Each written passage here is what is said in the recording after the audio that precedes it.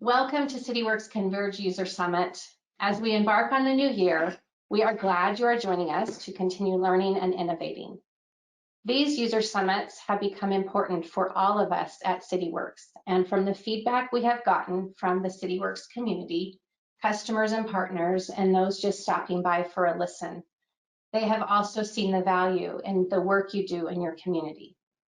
I want to express my sincere appreciation to all of you who continue to find ways to use Cityworks to improve your communities. Thank you to those that have returned to listen in, and welcome to those who have joined for the first time.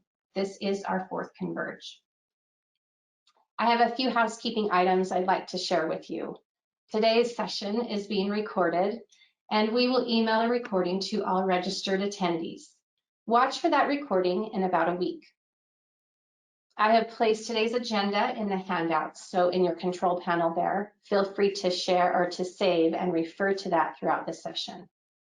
If you have any questions during this event, feel free to add them to the chat box as well in that control panel, and we will do our best to address the questions after each presentation. This year, we are launching our virtual conference. Many of our staff will be presenting live in the latest features and functionalities that Cityworks is powering. We will have both live and on-demand sessions highlighting the innovations of the Cityworks platform. If you haven't registered yet, please do so at cityworks.com/innovate. It's free. Innovate is the name of our conference moving forward. So to explore the amazing work that you are doing in your communities. We look forward to seeing you there and participating with thousands of Cityworks users around the world. Continue to watch for updates as the conference unfolds. Thank you again for all of your ingenuity and resilience by empowering GIS intelligence to keep your communities operating effectively. Before we begin, I want to hear from everybody in the audience. I have a few polls we will try to get to as we move along today, and I would love your feedback. Just to get us started on how the polls work, I had a question for myself. We launched the Converge User Summits in June of last year, and I'm curious. How many Cityworks Converge events have you attended since we began? Maybe this is your first, maybe this is your fourth, but we want to keep finding ways to improve our user summits. So this is helpful information. Give you a couple seconds. Okay, Paige.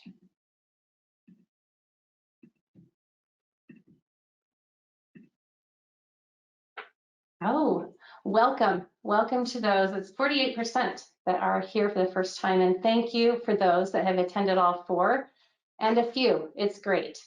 So thanks for returning. So we have an exciting lineup today with some pretty cool topics. So we're going to go ahead and get started. There's the agenda. We're going to move real quick on to the next. First up, we have Green Bay Water Utility.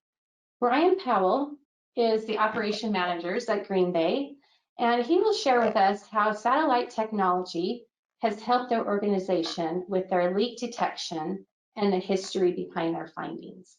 Brian, welcome aboard, and I'll let you take it from here. Okay, thank you, Cindy. I'm going to be talking about our experience with satellite leak detection. 2 years ago, we hired Utilis to provide satellite leak detection for us, and we've been using Cityworks to basically track and to look into those results.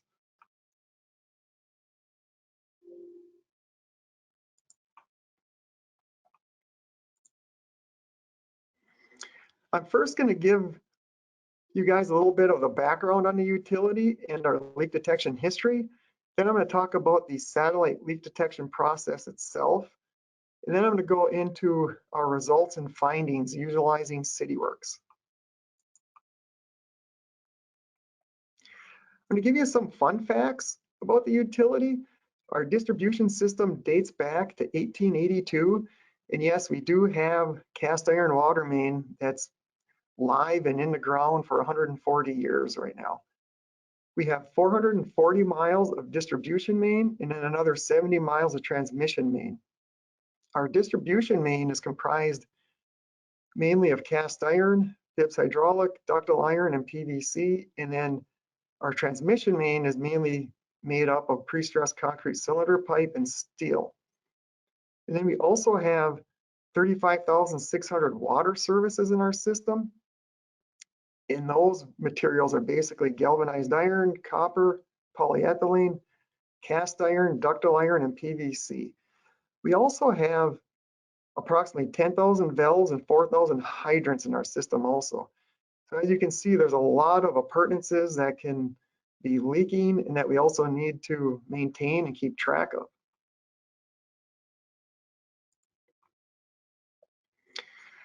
A few more fun facts about the utility is our average day water usage is 18 million gallons, and we have 7% unaccounted for water. And we also average 150 water main leaks per year. And then this photo on the bottom of the screen is one of our water main breaks on a 36-inch main a few years ago. Obviously, not all of our leaks are quite this catastrophic, but the point I'm trying to make is if you can find when it's a leak, it's much better than letting it rupture and have a break and then you're dealing with a real mess. I'm going to go into a little bit of our leak detection history now. Up till 2 years ago, we hired a contractor each year to come in and do approximately 20% of our system. And as you can see, what we would end up finding is about a leak for every percent of the system that we would do. So if we were doing 20% of our system, we were finding 20 leaks. There's some years we were doing 10%, we'd find approximately 10 leaks. One year we did 30%, and lo and behold, we found 31 leaks. So basically for every percent of the system, we were finding a leak. And we're doing 20% of the system, we were doing it geographically. So basically after 5 years, we'd loop back around and we'd start over again. So it was like a 5-year cycle to get through our whole system. And with doing 20% a year, we were doing about 90 miles a year, and we were finding a leak for every 4.5 miles that we actually surveyed, which came out to be about a leak a day.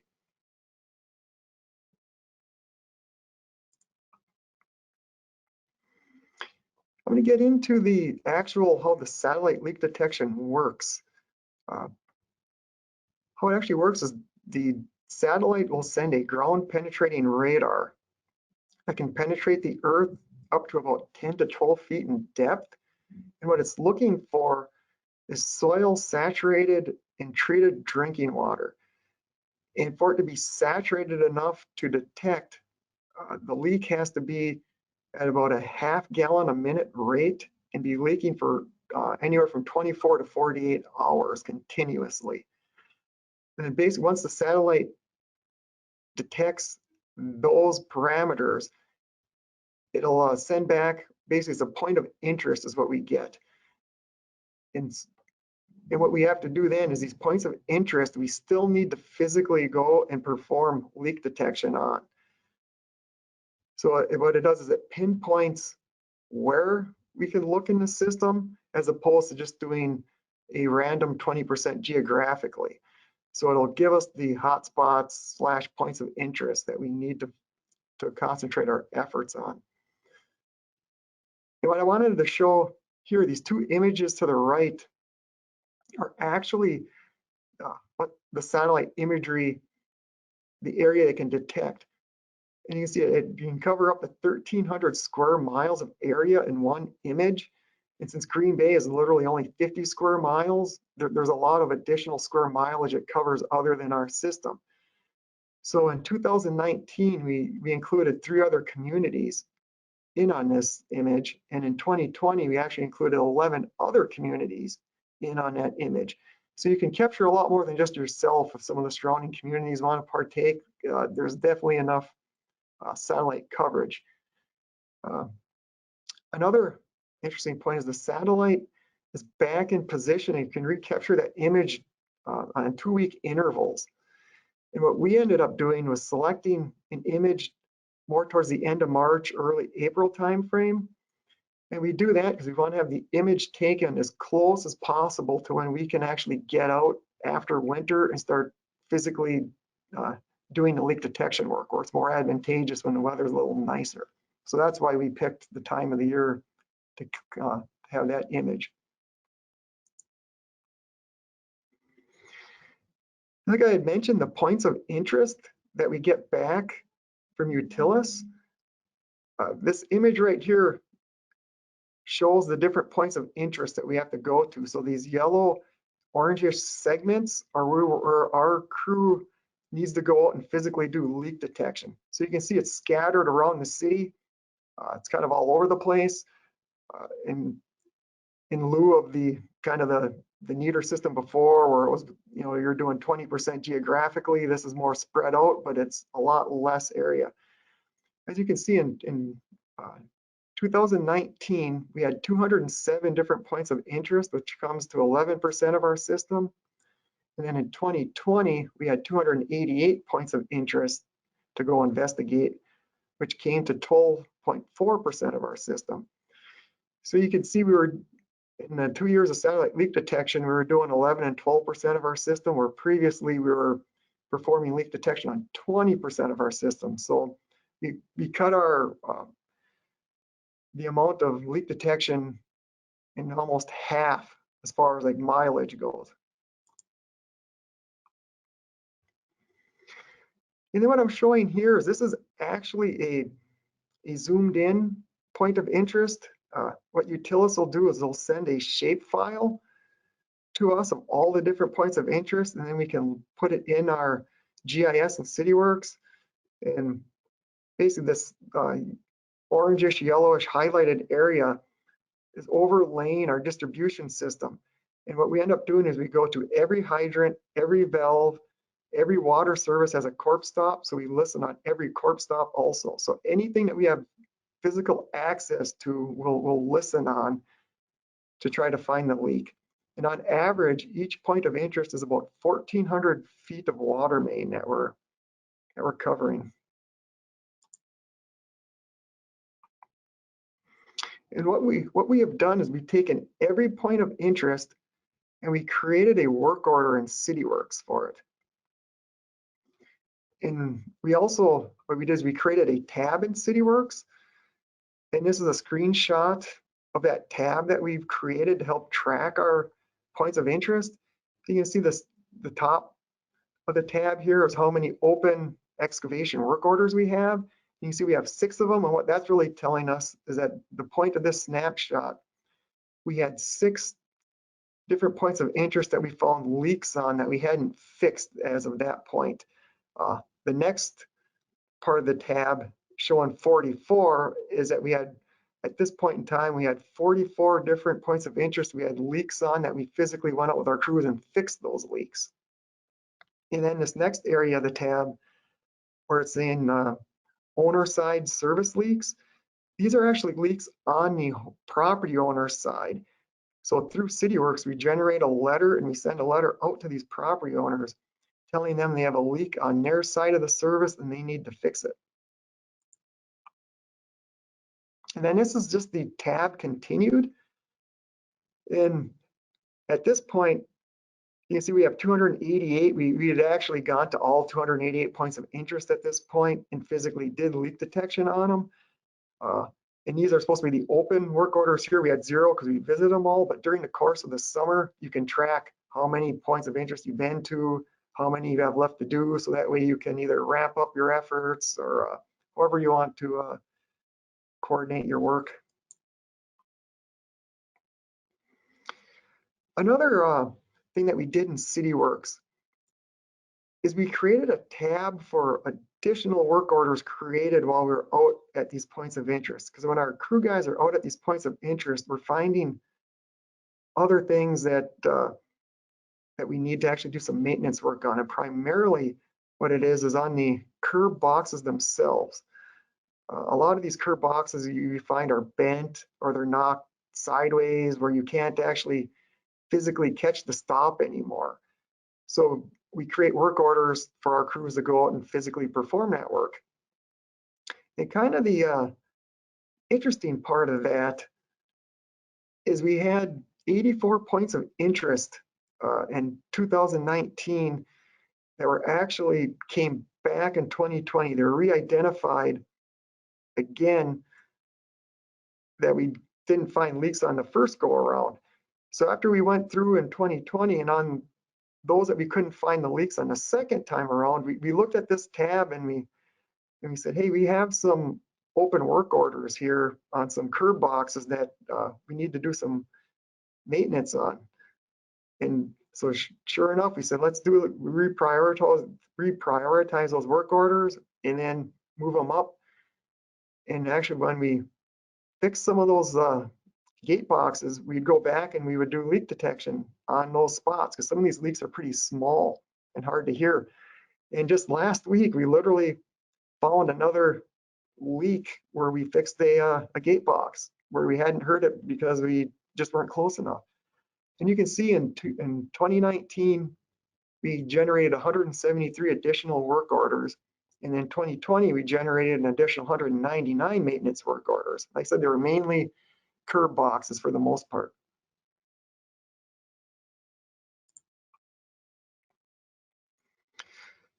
Some of the other information that we're able to track by utilizing Cityworks.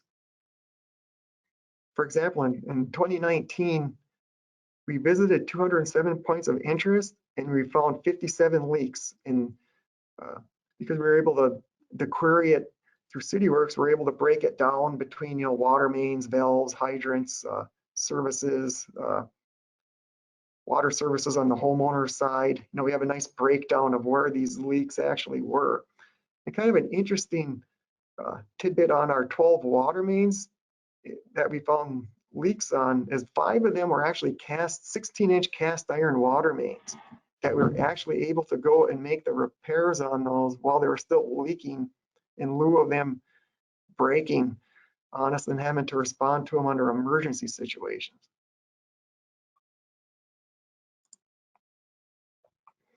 The other thing we were able to do with Cityworks is be able to take a deeper dive into these points of interest and our findings out in the field. You can see here, this is our map, and these yellow segments are the points of interest, and then these blue kind of stars are where we're finding some of the leaks in our system. And we're able to break it out and say that we had 206 points of interest here. A little less than half of them were in one pressure zone, in our John Street zone. So the whole rest of our zone is basically comprised a little more than half of the leaks. And you can see in John, we were finding them at a 45% rate. We were able to find leaks on those points of interest.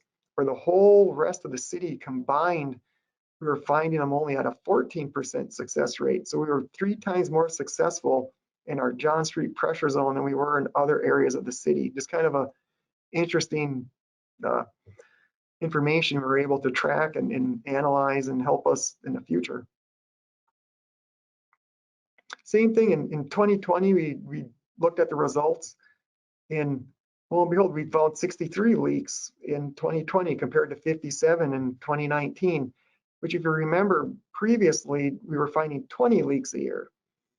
Once again, we have them broken down in between our different appurtenances here, water mains and valves and etc. Once again, this is a map showing kind of our 2020 results, and basically we queried kind of the same thing. A little less than half of our points of interest were in the John Street zone, and we were twice as successful in 2020 finding leaks in John Street as we were compared to the rest of the city.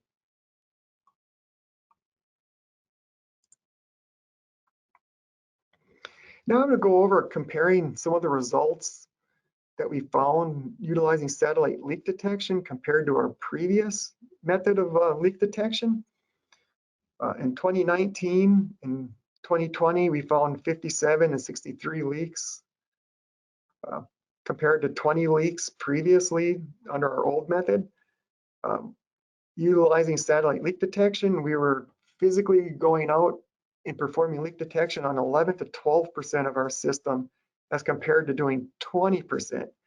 So in essence, we're finding 3 times the amount of leaks, and we're physically investigating almost half as much mileage of leak detection.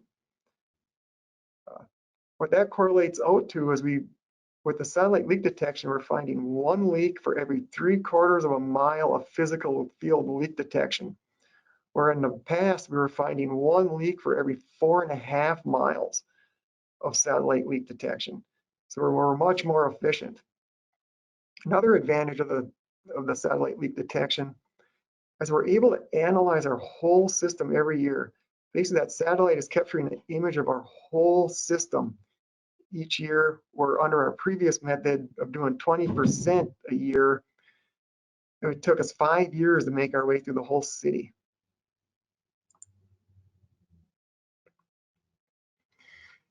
And now I'm gonna kind of, what I like to call our cost savings fun facts.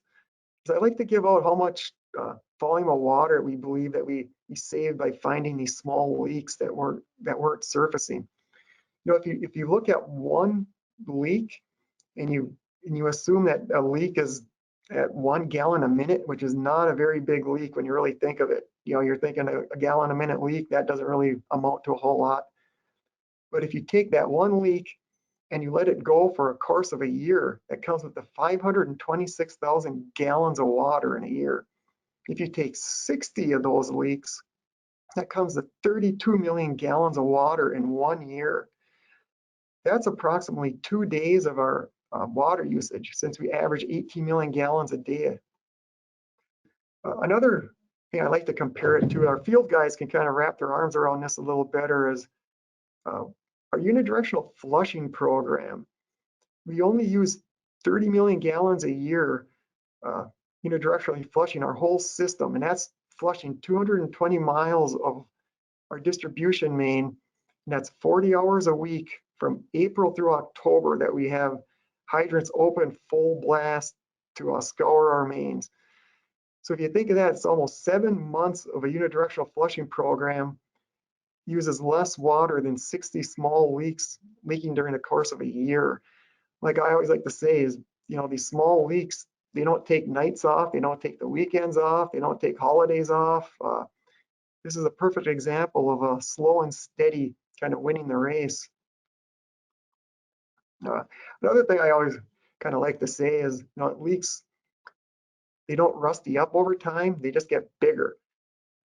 And when a leak gets bigger, eventually they're going to turn into a water main break and just not a leak.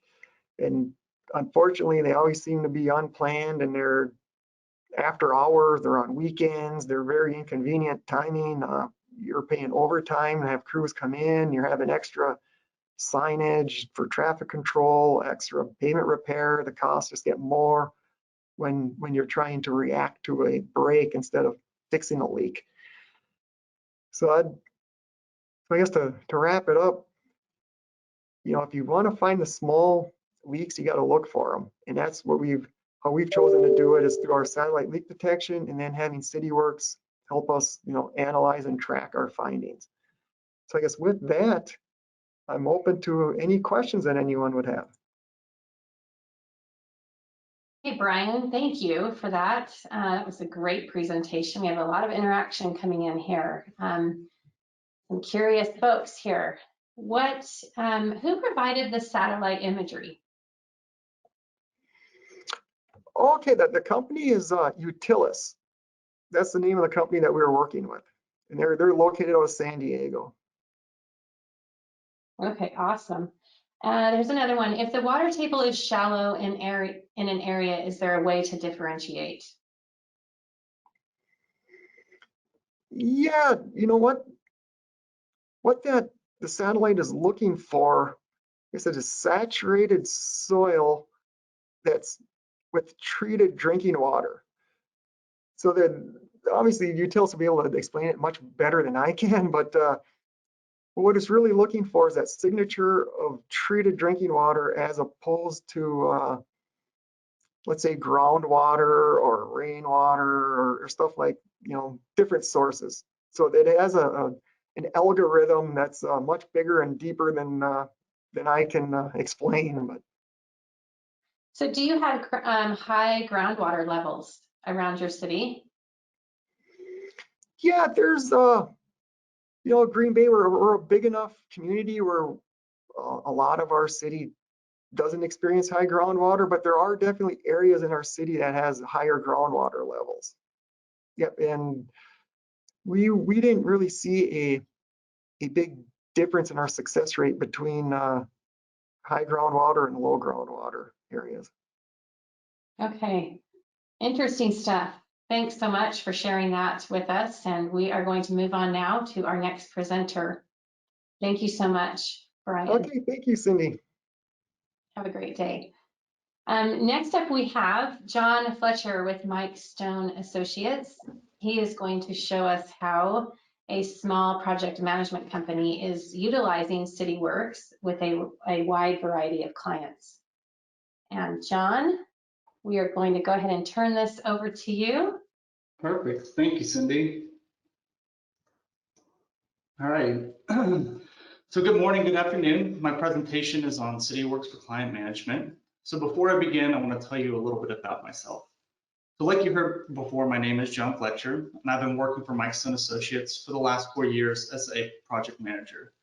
And so for one of the reasons why I decided to possibly humiliate myself in front of everyone is because I think Cityworks is a great tool to utilize, and it has been something that I have fallen back on the last few years to use in my everyday work life.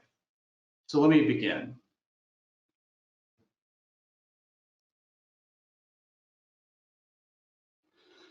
So a little bit about my company. We're a full service management consulting firm that focuses on providing services to government and not-for-profit agencies in the greater Houston area. We have 12 employees with 2 offices located in Fort Bend County and Harris County. We have no local Cityworks servers, so everything is 100% online. So Cityworks is 100% online, ArcGIS is 100% online, and now because of COVID, all of our meetings are 100% online.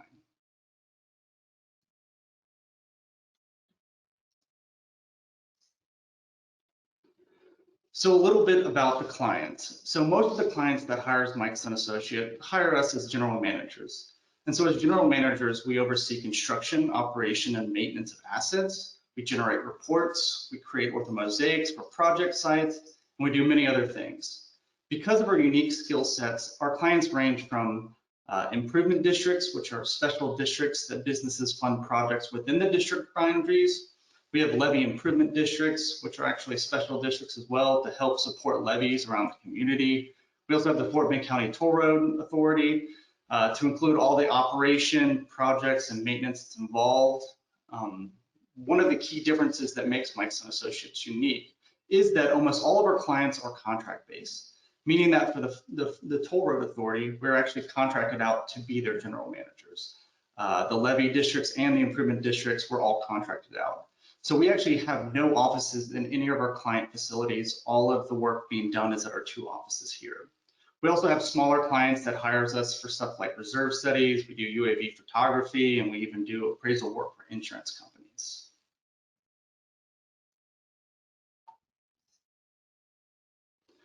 So how does Mike Stone Associate use Cityworks? Well, we create and manage work orders So an example of this being, if an irrigation main line busts at one of our clients' parks, we set up a work order and we send it out to the contractor, and then they'll go out and fix it. We also track reoccurring and preventative maintenance work orders. So on the toll road, we have roadway cleaning and sweeping, and we do that every month. And so we'll set up a reoccurring work order system for those kind of maintenance upkeeps. We have file storage for plans, pictures, proposals, and invoices. And this is very helpful for stuff like if a guardrail gets hit, not only do we actually have to get a work order in place to get that guardrail fixed, but we also set up multiple work orders to file the crash reports, pictures, and then we have to send all that stuff to the insurance companies. We also do cost tracking. We generate reports for board meetings, because at the end of the day, everybody loves a good pie chart to show people.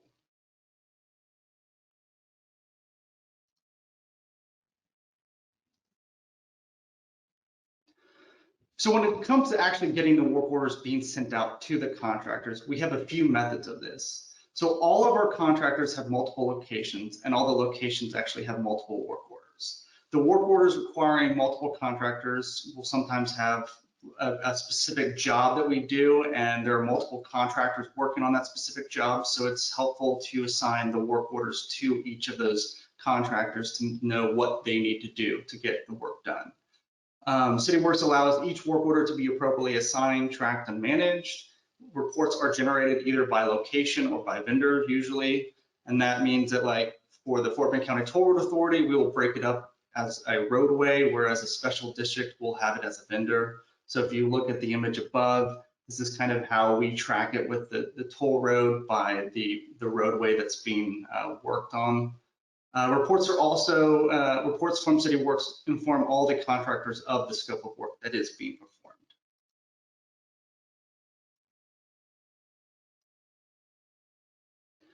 So there are two methods of creating these work orders. One is by assigning work orders to the assets, which in the case of this right image here, we have multiple assets for this particular client. And we have such fire hydrants, we have detention ponds, light fixtures, and we will assign those work orders to the assets to indicate to that vendor what specific item actually needs to be addressed. The other method is by assigning work orders to the GPS location. So when we have assets to assign, we will use that. However, it can be tricky on the roadways where we actually need sometimes precise locations to identify stuff like potholes or roadway debris where we don't have assets assigned to that kind of stuff. So we use station markers, and then using the create activity feature, that's how we set those work orders up.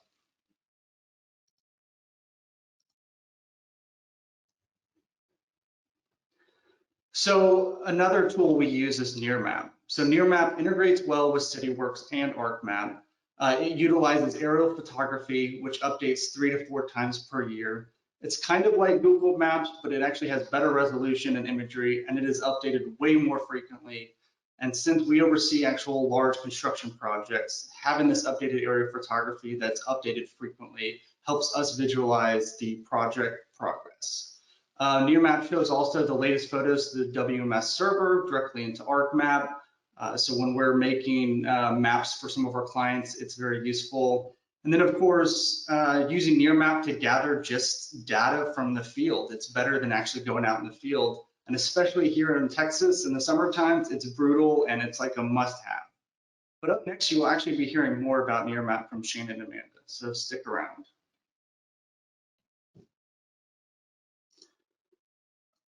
So I kind of wanted to give a quick example of kind of how we use Cityworks and Nearmap together. So the images here are the Stefanoa Bridge, which is part of the emergency hurricane evacuation route here in the Fort Bend County.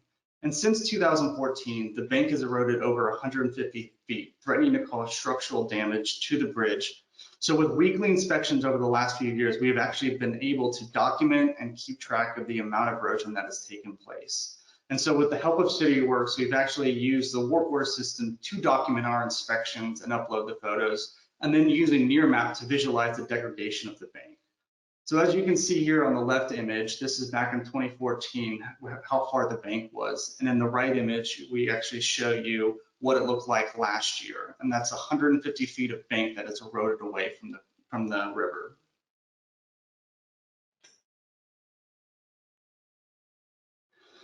Another task we use Cityworks for is sign permitting. So back in 2019, the Fort Bend County Toll Authority took over permitting signs along the roadway from Fort Bend County. We looked into PLL to meet the demand for the applicants to apply online.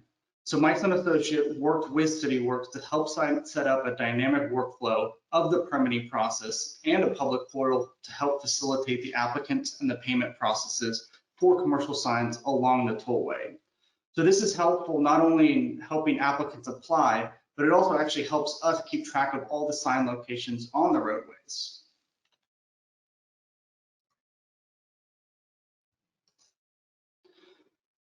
So another use we have for PLL is to actually track the right-of-way permits for any type of access across a toll road. So due to the number of the consultants that need to review and approve the permits, setting up this workflow to track each step in the review process and approval has been beneficial. Before having PLL, most of the signs and the right-of-way permits were tracked on an Excel sheet and stored in our active drive. But now switching to PLL, it has greatly improved storing documents and keeping track of those permits.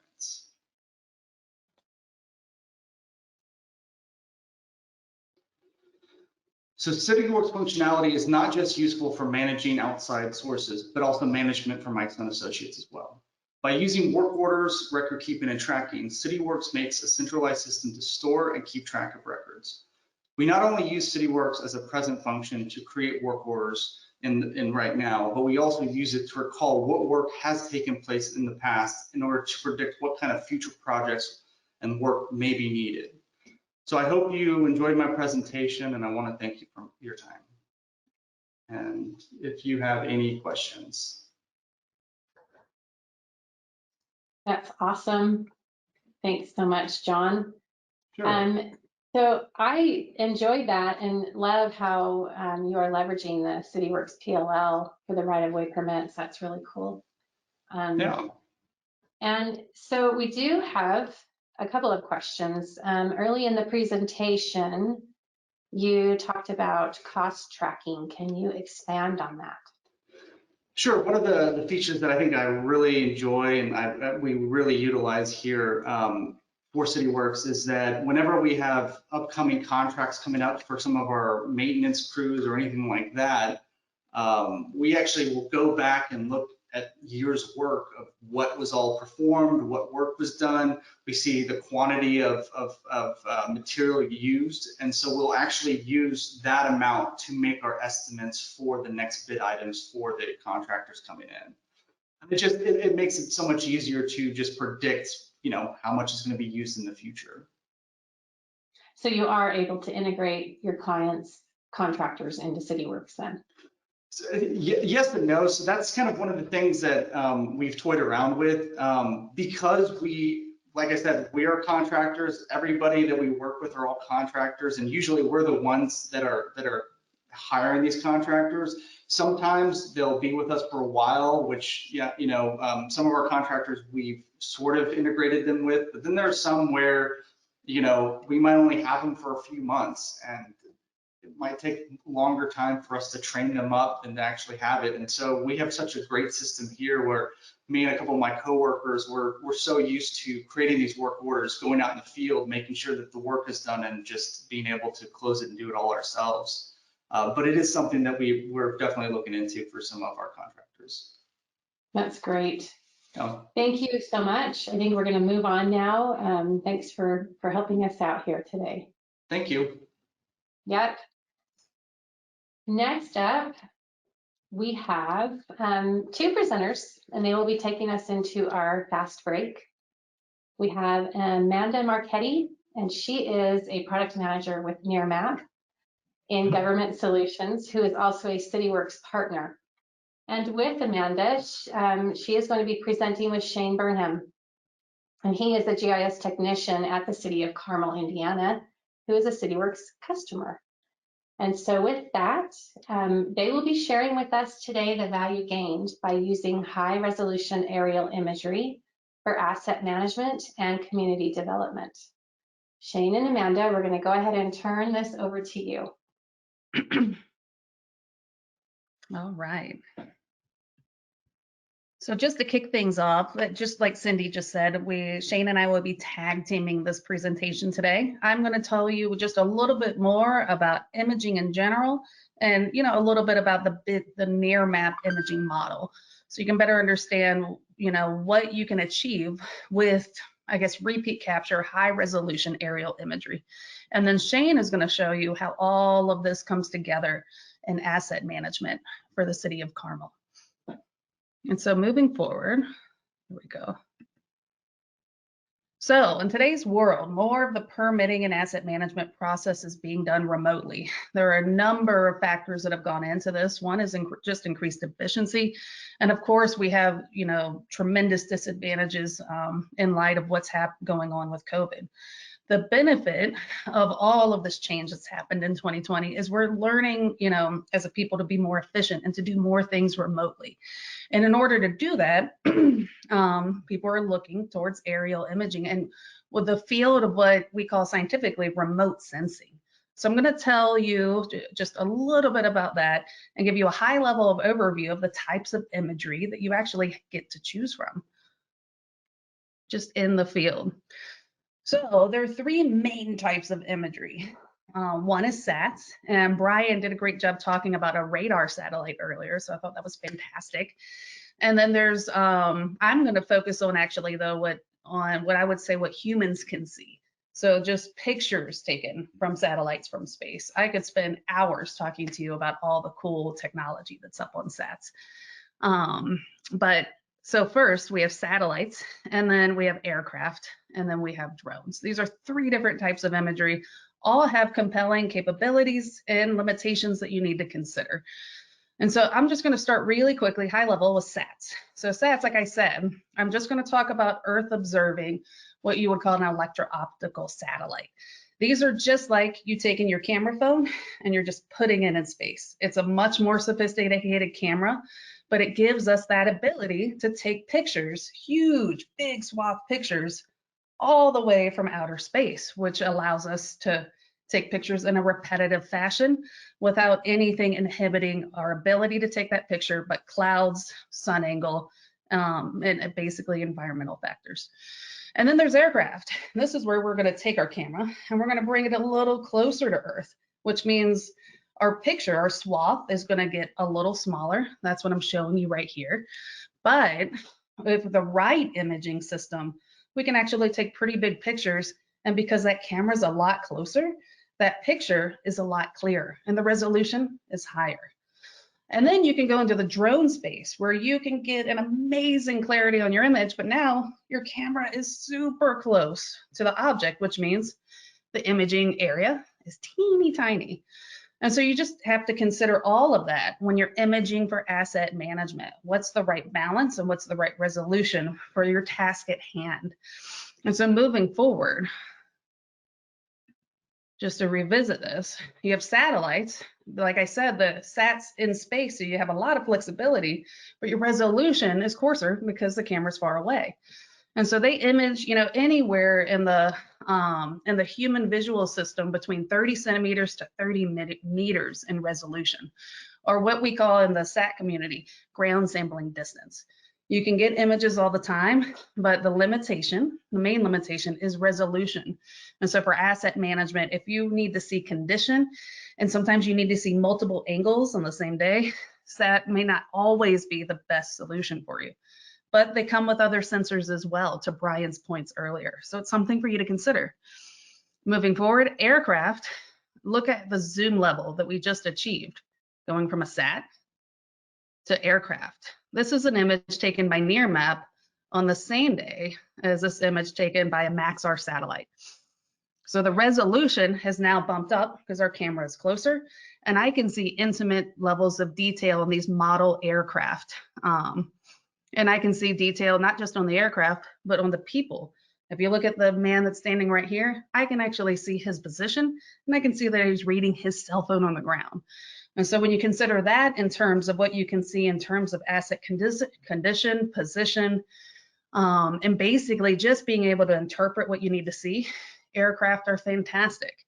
Depending on altitude of the aircraft, it can be anywhere from 20 centimeters to 5 centimeters. And then you have drones. I didn't have a drone image of that last model air show, but drones, again, impeccable resolution, teeny tiny footprint. So just to focus on aerial imagery, because obviously I work with Nearmap. What Nearmap has done is tried to combine a bit of that satellite revisit model of the satellite. Satellites constantly orbit the Earth and can constantly take pictures, with the aerial model of bringing that camera close to ground. So we want to have a high rate of revisit or recapture with that impeccable resolution of getting that camera closer. Typically, an aerial imaging company it costs quite a bit to actually organize a capture program. And then they have to process all the data, and then it arrives. Sometimes it can be out of date, but oftentimes it's a large process. And our goal as a business was to just make that process more efficient and pump more imagery out faster to help our customers to see things more clearly, to achieve that higher zoom level than is available in Google, and to get the imagery as quickly as possible from that moment of capture. So we do that using sophisticated cameras that we own and operate. We have our own proprietary system that rapidly takes all of the pictures that we have to take in order to collect the whole region of the Earth. And we process those using that proprietary system, which just means we stitch all the pictures together. We color balance it so it all looks smooth and clear. We even have a psychologist on staff that actually measures the human response to imagery to make sure that we're tuning that imagery to what is the most aesthetic for our customers, to make it easier to interpret and to make you look better when you're presenting on that imagery. And then we pump it through a web-based platform, so it's at your fingertips. And we will image up to 3, sometimes on rare occasion, 4 times a year across the United States and Canada. We're actually a Sydney-based country, so we image Australia 1 to 6 times a year, New Zealand, and you can see an example of our coverage footprint if you just type in Nearmap coverage in Google. So you can see what our repeat capture rate looks like in your area. We also, just so you know, outside of just taking pictures of the ground, we actually collect 3D imagery as well. And so this is a coverage model of our 3D footprint. And so using our sophisticated cameras, we have found a way to not just create that 2D image, but we can also show you 3D imagery at 15 centimeter resolution. And that's updated yearly. And so for a high level of overview of everything that Nearmap offers, we offer vertical, panorama, and we also take oblique images as well. And Shane's going to show you a little bit more about those. But in addition, as was been mentioned previously by John, which I greatly appreciate, we also provide integration options and just flexibility in the way that you are able to access and obtain the insight from our imagery. So we offer API options. Like I said, we offer 3D. We have 3D APIs you could utilize if you need them. And then because we're collecting up to 3 times a year, we have a rich stack of data, which Shane's going to talk to you about as well. But now we're using that data combined with artificial intelligence to extract GIS information as well. So stay tuned, great things coming there. And with that, I'm going to just talk to you a little bit about Carmel, Indiana. So this is where Shane's going to present from. We collect there twice a year with vertical, once a year with our oblique data, 3D and AI captures, because we produce AI-derived GIS information across all of our capture areas, all of our vertical footprint once a year. And so with that, I'm going to let Shane take over and show you a little bit more about the great stuff that he's doing in Carmel, and he'll tell you a little bit about how they're utilizing Nearmap imagery today. Hello, everyone. I'm Shane Burnham. Tell you a little bit about Carmel. This is all going to make sense here in a few minutes about our growth. Carmel is a suburban Indianapolis area in the Indy Metro. Last year in 2020, not sure how that happened. Last year in 2020, oh my, threw me off here. We hit a milestone of a population of 100,000 residents. That was huge for us. Carmel is known as the city of roundabouts. Right now we have 137 roundabouts and counting. So we love our roundabouts. Again, I'm going to show you more about that here in a minute. A little bit about our utility. We have roughly right now around 32,000 utility customers. Carmel does own its own utility. So we handle all of our own billing, all of our own maintenance, all of our own operations with our own utility. Little bit about our stormwater billing program. This is something we got up and running in 2014, just with the exponential growth of Carmel, to fund our new drainage projects, new storm sewer maintenance, and new storm sewer construction, BMPs, etc. So not to go in the weeds of how this program is built, but basically in a nutshell, residential properties get a flat fee. That flat fee, don't quote me on this, is around $5.80 a month. And that fee grows organically by 3% every year. Commercial properties are built a little bit differently. Commercial properties are based on a variable fee of the property's impervious surface, or hard surface, sometimes it's called. The amount of square footage on the lot that the business owned is determined into the billing factor in which they are billed every month. And so this generates, as of last year, about $3.8 million of revenue. So this is very important for us. It's a very critical revenue stream. Why Nearmap? As I keep harping about, Carmel is a very fast developing area. And back to Amanda's point, Carmel in the past has received one aerial flyover a year from our subordinate county, Hamilton County. We needed more than one aerial capture per year to keep our GIS data sets up to date, the ones that we digitize. One aerial flyover a year just was not cutting it. So I'm gonna veer here a little bit. What you see right now that I got in front of me, this is some of our impervious surface data sets in our GIS data, what you see in purple. This right here is, I chose this example just for effect. As you can see, this service that I'm consuming right now is from 2015. I'm gonna go ahead and just turn the latest imagery from Nearmap on. Yeah, look at that. That's growth in just about 4 years that you see right there. So as you can see, keeping these data sets up to date with one flyover a year was a near impossibility. We had to have that constant coverage that Nearmap provides. Go back here. And not just for keeping our utility hard surface data sets up to date. Once the city found out about this product that we all buy into from Nearmap, everybody was on board. Everybody ate it up like candy. You have a web-based interface that allows for multi-year viewing, which I'm going to show you here in a second. That interface also has oblique photography, which you can measure heights off of, which I'm also going to demo here in a second. And you can consume it as a image service through ArcGIS Server, Portal, and Cityworks. And going back to ArcGIS Pro here, as you can see, I have the service loaded here in my project.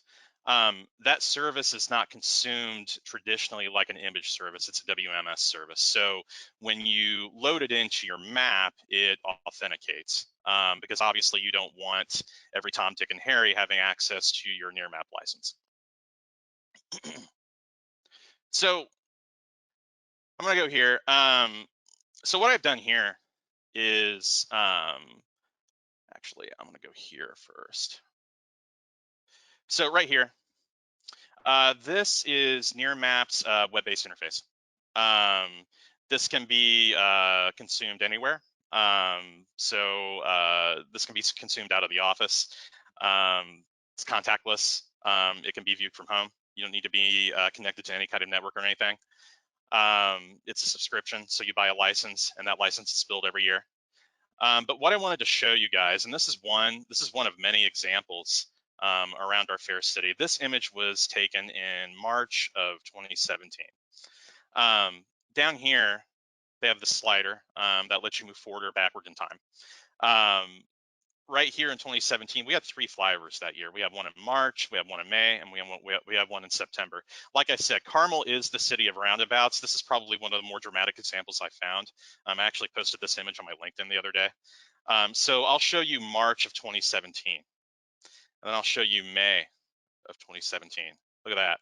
Uh-oh, Bazinga, look at that. Construction starting.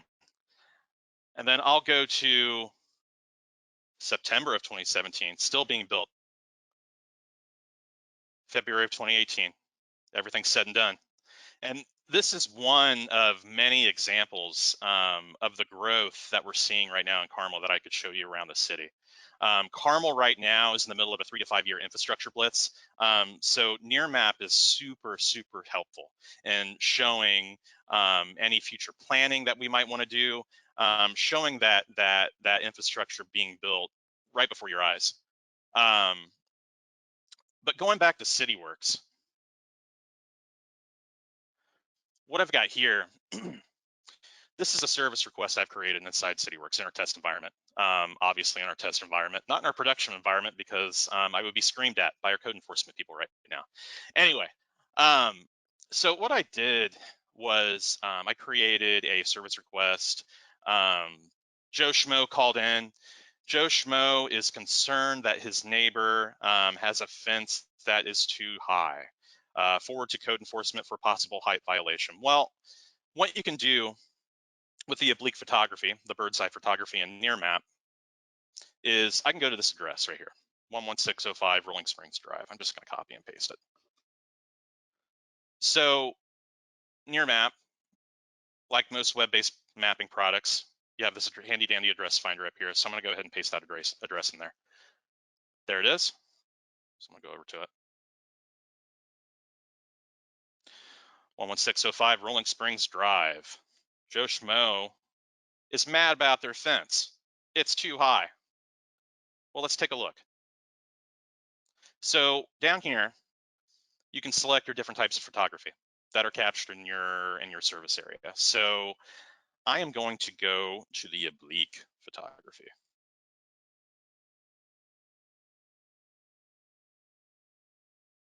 And there it is. So I'm going to angle over. This isn't a very good angle to capture a height. So I'm going to angle, viewing this to the west. I'll go back to oblique here.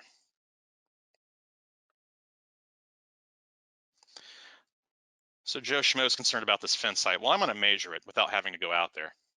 So I'm going to go up here to height. I'm going to start in this corner, and I'm going to go up. 4.67 feet.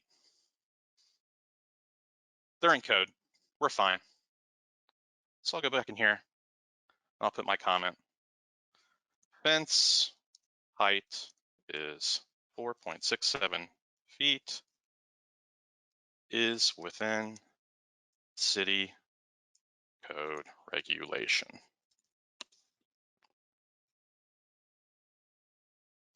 So that just saved our code enforcement people at most an hour.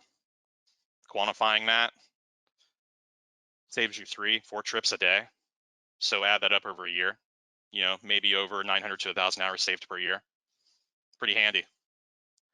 And the other thing I wanted to show you guys is, like I was saying earlier, Nearmap can be consumed inside Portal, inside our GIS server. It can be consumed as a WMS service again, like I said. And what you can do with sharing, you can share this out to only certain groups or your organization, and you can lock it down so that not everybody can access this service. And then you can take this service and you can load it into your web maps. So I've got our yearly photography on right now. I'll just go ahead and load Nearmap right here. And there it is. Bam. And then of course you can build web apps off of this. Here's a web app that we use internally. Right here. Nearmap's right here. There it is for your consumption.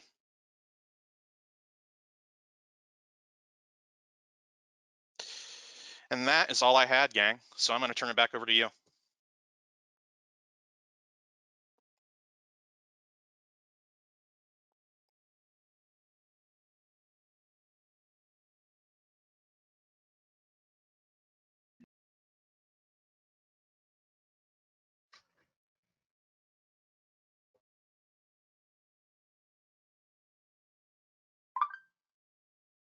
So we do, great presentation.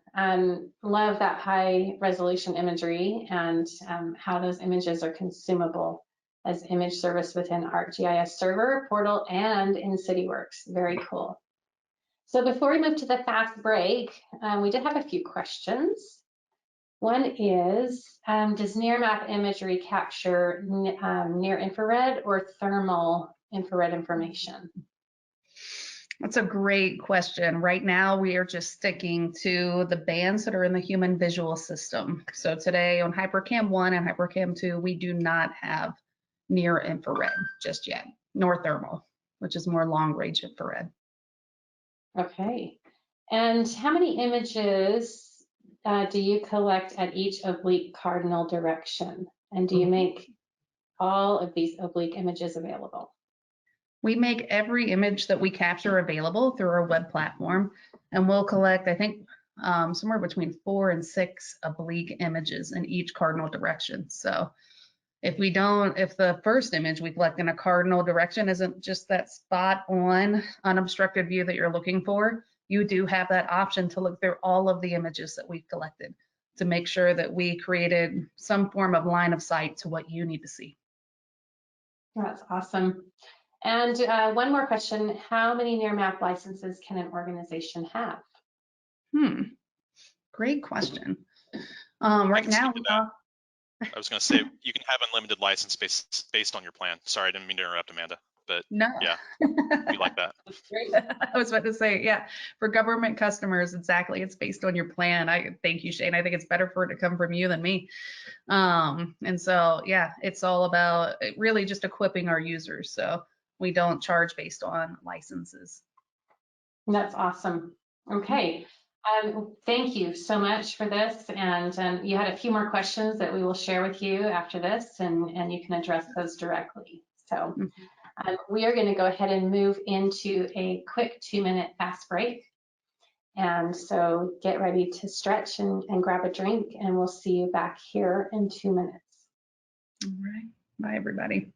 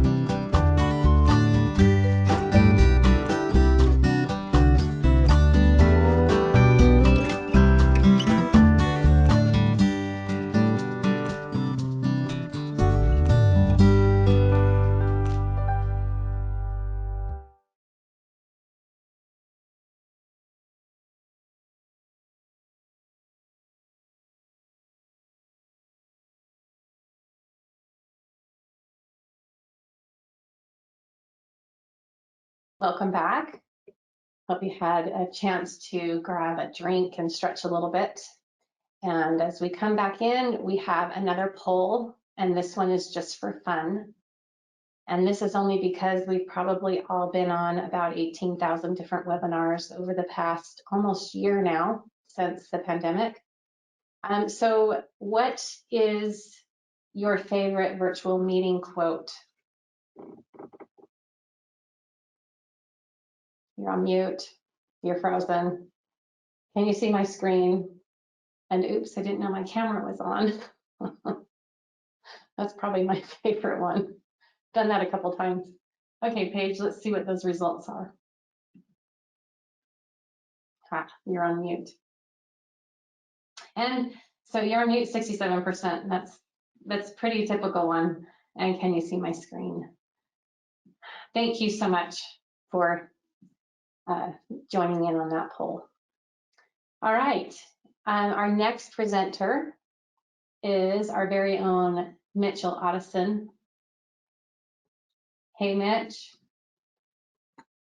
He is a subject matter expert here at Cityworks, and today he is going to run us through a quick how-to on automating the creation of an inspection from a work order. And this is in version 15.4 or greater. So Mitch, I'm going to go ahead and turn this over to you. Thanks, Cindy. Actually, the other way around, we're going to show automating the creation of a work order from an inspection. I think this is a workflow that makes sense to a lot of our friends here who are working in asset management. If you're inspecting an asset and it doesn't look to be doing too good, you might need to come back later and actually fix it. And we're going to show how we can automate that process using the condition score of the inspection and the work order service. And this is all configured inside Action Manager using our webhook technology.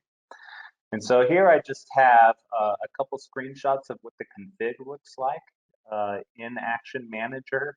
If the images are a little too small to look into the little itty bitty details, just reach out to your CSM and they'll reach out to me and I'll send these over. I can send a sample over, that's no problem.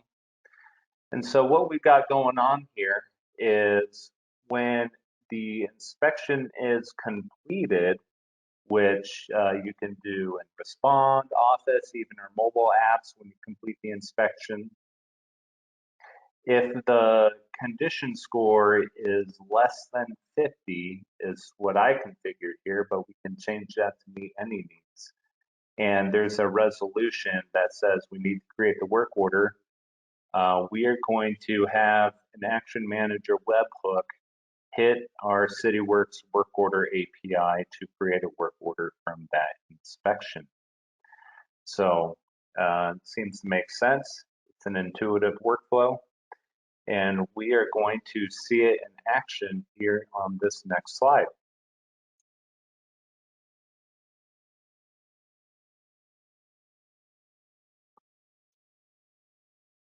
So here we're in Respond, and we got our split map going on. And we are going to select a handful of water valves here. The one I want to work on is that top one of that triangle there. And so with it selected, I'm going to create a valve inspection against that highlighted water valve. And once I hit that create inspection button, it's going to take us to that new inspection. Drops a little green pin on the location of the inspection, which is on that asset, pans the map a little bit. And I'm going to say that I'm the inspector and we're doing this inspection when I recorded this about 15 days ago, January 11th. And here we're going to fill out some observations. Maybe this valve is in pretty rough shape. So with the way this inspection template is configured and with these answers I'm choosing for this inspection, it's going to generate that condition score. And with these specific observations, the condition score is not going to be too high. It's probably going to be below 50, and I'm going to decide that a work order needs to be done. So I hit that create work order resolution. The inspection is complete. And once I hit save, this is when the magic happens behind the scenes. That webhook is going to fire. And in this case, I configure 2 different webhooks that go off. One to close the inspection, and then the one to create the work order. And so we showed that closed date and closed by fields were populated. And then we see here that we have a work order created to replace the valve in this case. And the work order is on the location of that valve, and it is attached to that asset. So a pretty quick demo. I think a lot of times that these buzzwords are kind of flown around, like webhook, action manager, APIs, and it's kind of made out to be a lot more than it actually is. You know, some of these things are very simple, and you can extend Cityworks behavior to do more than what is native. So I think we'll take some questions, Cindy, if we have any. Very great. Thanks, Mitch, for that. And we do have a couple of questions. And do you have to be licensed for the Cityworks Work Order API? So in this case, we're making Cityworks just talk to itself in a way that, you know, that it's not native, but we're still just making Cityworks talk to ourselves. So we decided that is a quote Cityworks-centric, you know, use case. And so no, you don't need to purchase the work order API license. You can just have your standard AMS Edit Plus license to be able to do this, as well as webhooks. Okay, awesome. And could the action trigger be a group of inspection observations based on their values? No, the best way to do it is to do it off the condition score like I showed in the video. There's no way behind the scenes to trigger one based off a specific observation value.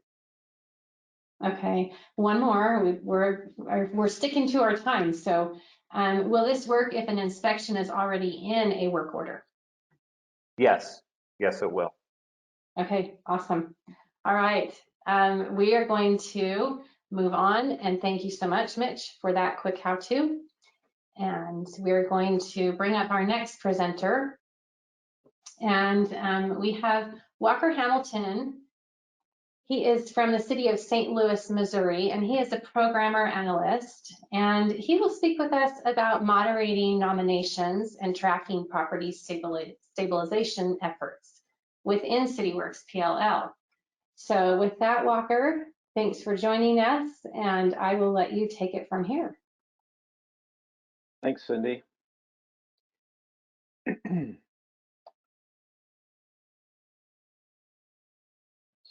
So we're utilizing Cityworks at the city of St. Louis to track our property stabilization process across multiple systems and groups.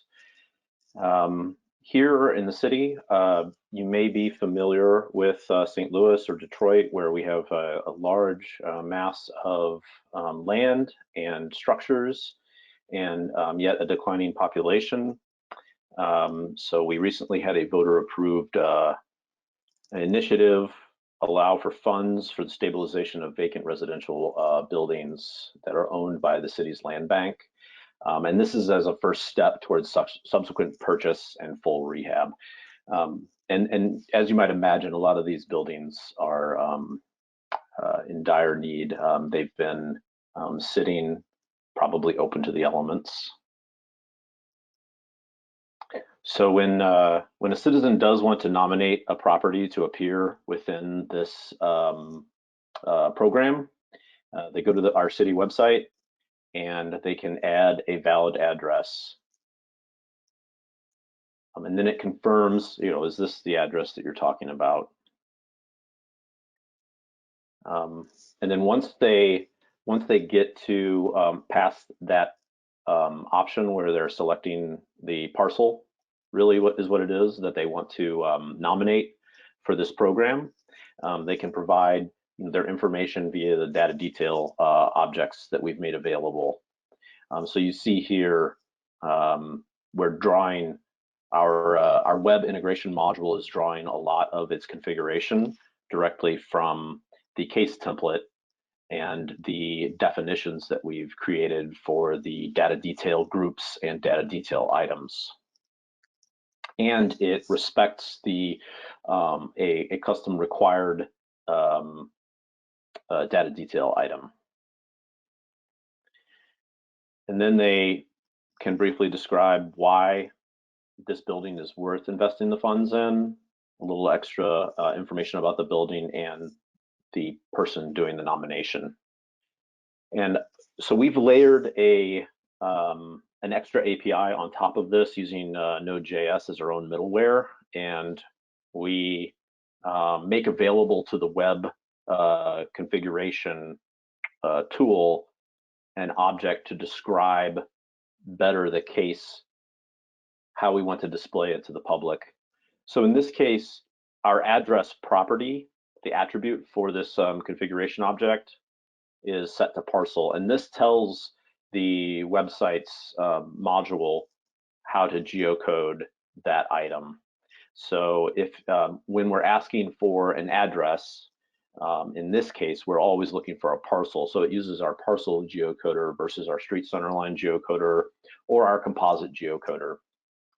And then to kind of, because we're interacting with the public and we need to provide a little bit more context or a little bit better kind of idea as to, this isn't a small audience. So we provide address label and title label to better label those inputs if we're using them on this case type, and the help values do the same. In addition, when it comes to filling in title or case name, you may know it as, we often want to fill that in automatically and not present the user with that field. So our configuration object in this instance is set to address. So it'll automatically take the address string and put it into the case name so that this case just appears as 1125 Walton, for instance. And we have two additional items that we're making available to the web module, and that the web module will check our cases for within the Cityworks. And that's address deny active dupes and address deny all dupes. So with the first one, if it's set to true, it only looks for open, unclosed cases that are at the same address. And if there's an open case at the same address, it doesn't allow another one. All dupes, of course, if there's any case, no matter its status, it doesn't allow a duplicate for that same address. So you see here that, we're drawing things like prop NS property and submit to fill that in automatically and not present the user with that field. So our configuration object in this instance is set to address. So it'll automatically take the address string and put it into the case name so that this case just appears as 1125 Walton, for instance. And we have two additional items that we're making, and the public can track the process of those nominated properties. And so we can see here that 1125 Walton Ave is at the top of the list. We can see some details about it, which are drawn from that case instance in Cityworks. We use the kind of GIS, the map layer field integration option to then provide the neighborhood, ward, and a few other details like GIS related details of that property. And then the data details to show who nominated it and its current status. In this instance, And we'll look at the workflow in a moment, but it shows that the board result was accepted, and there are now accepting bids from construction companies for stabilization with construction pending. So in this instance, it was nominated by a local community group, and they feel that, you know, this it's a 4-unit building, and that its location within a historic neighborhood and its extensive neglect along with fire damage makes it a good candidate for improving the quality of life of the surrounding neighborhood. So here's the workflow. And when a property first comes in, it's vetted for eligibility. And then there's a couple more steps here where they do an inspection and assessment just to see if it would even fit within the budget allowed, an impact analysis, and an initial cost estimate and scope. And when they get to those, when we vet a property for eligibility, it's really just making sure that it is actually owned by the land bank. And in this instance, while we're tracking the case within Cityworks PLL, we have a separate system that is a bespoke building division system that manages bid, packaging, and contracting. And so you can see here that the address gets nominated, and we move it into our building division system via a webhook and then some further integrations when we do indicate that that property is eligible. And so once we do move over to a scoping portion of the workflow, and it flows into the building division system where they start to take action on it, there's a lot of sub actions that purely happen within their system. Their project managers really just kind of making determinations and creating a scope. But they report back to Cityworks whether the project is viable with a yes, no, where they auto-complete, or the API integration completes the task on the Cityworks side, allowing us to show in the in this list here that it was accepted.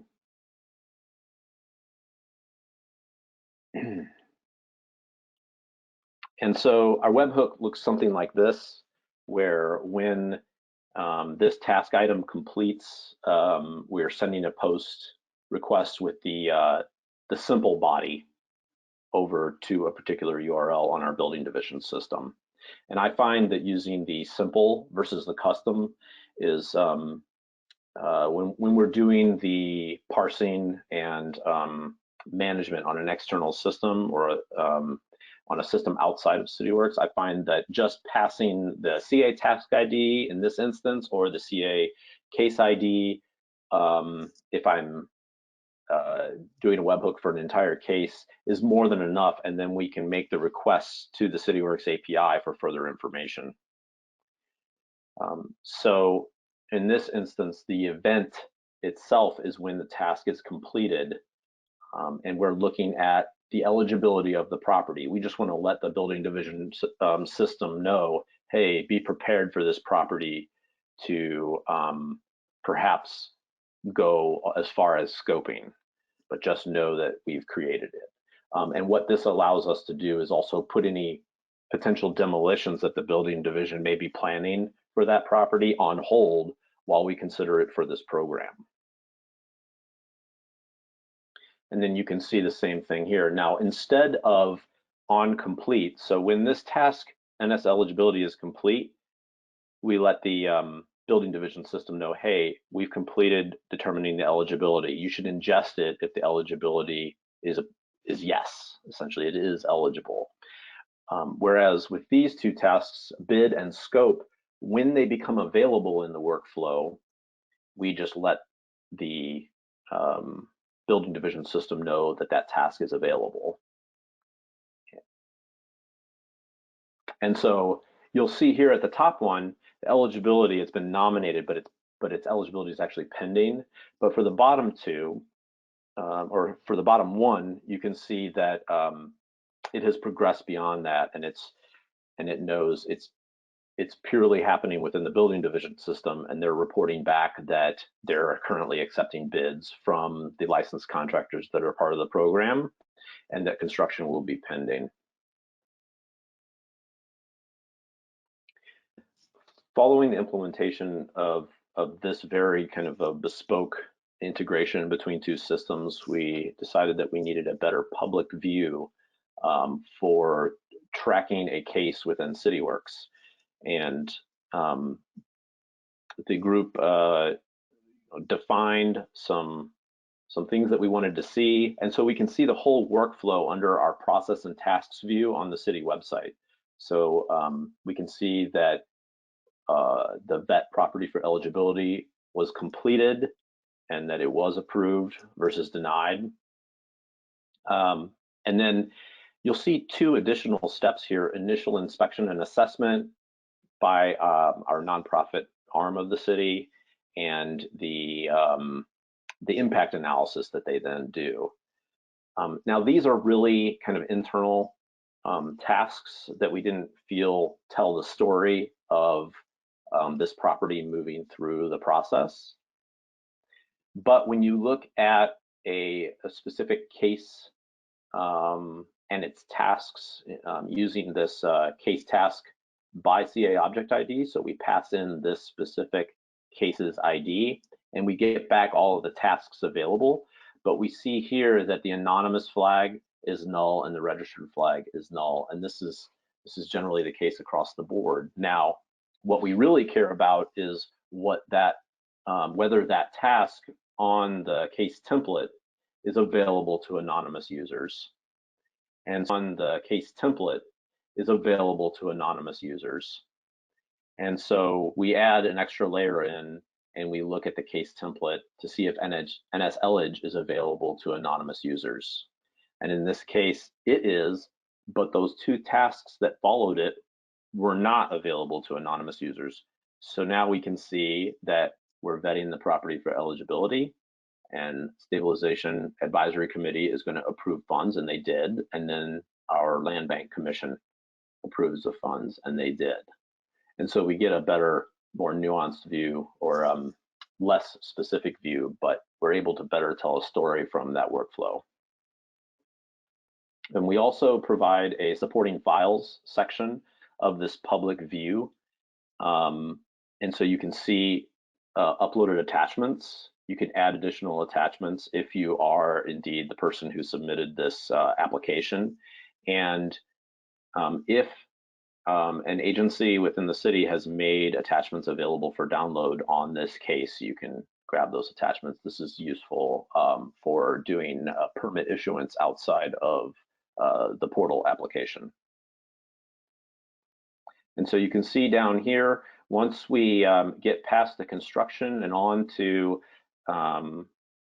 post-construction activity, we're posting it for sale online, and that can happen from our inventory, which is also soon to be handled completely as PLL case types within Cityworks, where you can search by the GIS properties that we can make available from the map layer fields integration with a case by neighborhood, by ward, and using the data details, we can allow the staff at the land bank to feature particular properties.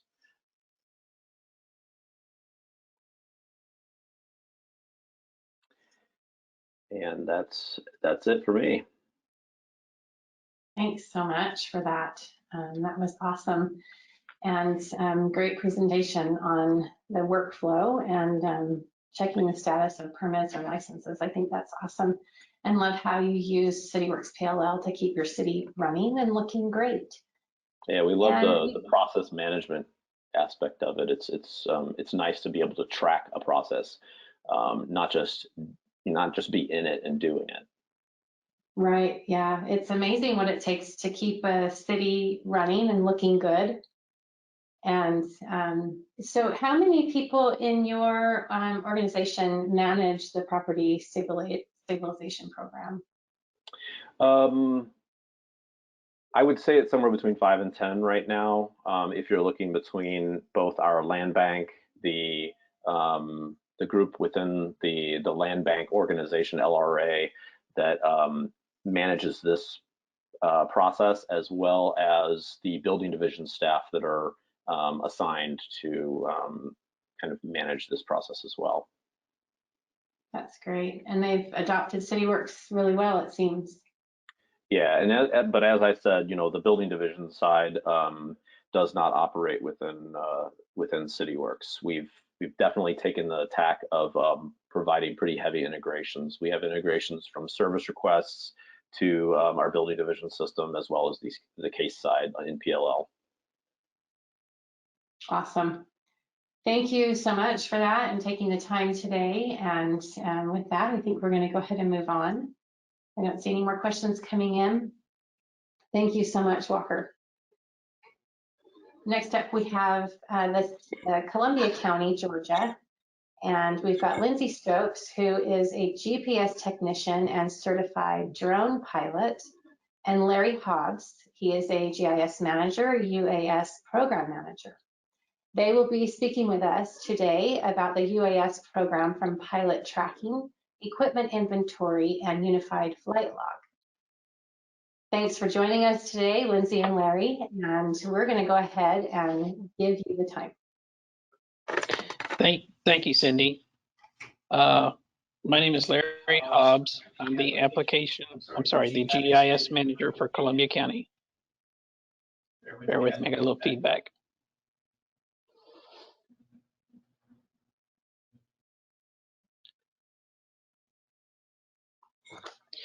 I'm the GIS manager for Columbia County. We maintain all of the geospatial services needed, as well as support our utility locating system, which is DigSmart. On top of that, we have Cityworks Asset Management for all of our utilities and asset needs here at the county. I'm also the UAS program manager. The UAS program was formally started approximately a year ago. And that was to make sure that the county's operations, as far as drones go, fell within FAA compliance, tracking all of our business use cases for the county. Some of those would include mapping services as the county grows, as well as asset inspections and maintaining proper visual on our assets. Some of the other features that we do is support our emergency operations, such as search and rescue and damage assessment after severe weather. A little bit of a history on Columbia County. We're located on the eastern central portion of Georgia along the Savannah River Basin, just north of Augusta. Some of you may be familiar with Augusta. They have some kind of golf tournament they do once a year. Columbia County also has 2 incorporated cities. That's Harlem and Grovetown. Our population is approximately 156,000 and growing. There's a lot of impacts to the county that we have to support and watch for. It maintains our rapid growth. There are 6 major hospitals in the area. We also have a military fort nearby, Fort Gordon. That is where the Army Cyber Command is located. And in Augusta, they have the Georgia Cyber Center. So all of these are impacts right in our area that dictate rapid growth in this community. And with that, our drone operations are used to help and track and record these changes as development happens. So for the UAS program, there were several needs that we needed to fulfill. Part of it was tracking our pilots, keeping up with their certifications, their flight statuses, and the departmental operations. There was also equipment needs tracking, keeping up with maintenance schedules, inventory, and life cycle replacement. We also had a strong need for a unified flight log to track all of our operational flights. More than one department participates in this program, and it's important for the program manager and the county manager's office to be able to understand and know who's flying in which area. Hey, Larry, So, yes. I'm breaking in. It sounds like you've got a second mic going. So I'm not sure if one of you needs to mute. Okay. That might have been my feedback. That's a lot better. Go for it. Is that better? Okay. Yep. Thank you. So one of the things that was very important for us was to have a unified flight log to track all of these operations. Some of the requirements for that is it had to be easy to use. We didn't want to impact our field people's daily operations as we wanted to impact as minimal as possible. It had to be something interjected with workflows that for our Cityworks users, and not all of our drone pilots are Cityworks users, so it had to work independently or with Cityworks as they did their daily duties. So we did look at other options, other softwares. With that, though, you always have the extra cost involved in buying another product, extra overhead as far as management goes, the learning curve for people to maintain this. So Cityworks kind of brought us back as a logical solution as a strong Cityworks customer. It became most of our operating departments are already familiar with it. We have equipment tracking in there, and it would be a minimal learning curve with what we're doing already. Now, I'm going to pass this over to Lindsay Stokes, and she'll go more into detail on how we set up our unified flight log and how it's used in our daily workflows. So as he said, I'm Lindsay Stokes. I'm the GPS technician, UAS pilot here for GIS. With that, I do a lot of data collection and utility analysis along with aerial photography updates for subdivision and commercial development. We're also moving into 3D modeling for our county-owned infrastructure. On the UAS program side, though, I'm the program assistant coordinator, which means I handle most of the administrative issues initiatives throughout the county, such as waiver applications for beyond visual line of sight, for ops over people. I make sure that all of our pilots are up to date on FAA rules, such as the remote ID, which came out in December 2020. I make sure that all of our pilots are also maintain an active flight status pursuant to Columbia County policy. So why do we choose to use an inspection? Well, for one, it's easy to integrate into our day-to-day workflows. Prior to our drone team, most of our pilots already use Cityworks to some capacity in their day-to-day operations. So instead of introducing a new software, as Larry said, we thought the learning curve would be low to just integrate into a software that everyone was already familiar with. It can be tied to both work orders and service requests. Based on what individual departments are trying to track in their workflows, they use Cityworks differently. Our inspection form is flexible enough to work with any of these individualized workflows. And it can also be independent. As it stands right now, we use our drone team flight log as independently as possible for our training operations. So let's get into the actual workflow. So here you see a snippet of our actual drone team flight log inspection that we use for every flight, whether that be a service request or an inspection or independent. When creating our inspection form, we actually took a lot of these from the FAA directly. However, some of these did come from established drone programs across the country. Columbia County is in Class 3 airspace, so there's no national air restrictions at this point in time for Part 107 rules. They just follow Part 107. So we didn't have to get any of the specialized questions, anything like that, that other places like Atlanta or Augusta, Richmond County would have to. Our form is also relevant to the type of work our pilots do. So we wanted the form to be as simple as possible for those in the field. We really developed this for field applications. I know being predominantly a field worker, I know how frustrating it can be to deal with a cumbersome form while trying to actually do your job. It's helped us automate our inspection form with the inclusion of drop downs. Most of these, if you can see here, such as the purpose of operation, the drone that's actually being used, and the RPIC here, are all drop-down categories, which means it's easier to get that information in there and it's quicker for the person in the field. While we did make some fields required to close the inspection, which are the ones that are in red here, all of these accumulate to what we call a condition score here at the bottom, and that's where we rate how risky or optimal each flight is. As you can see right here, this one was a score of 100, so it took into account the temperature, the weather, the wind speed, the purpose of the operation, are the batteries fully charged, things like that to make a condition score of 100, 0 being the worst, 100 being the best. So if anything were to happen on here, it would actually be considered an optimal flight, something out of the ordinary were to happen. So GIS really took the initiative here once we developed this to be the case test to show how the drone team could incorporate the log into both service requests and work orders. We found that service requests actually allow you to track callers here, and it shows the number of different individuals who are requesting our drone assistance. And that allows our administration, whether that be the program manager or further up administration, to see at the end of each budget year who and what department is requesting most of these flights.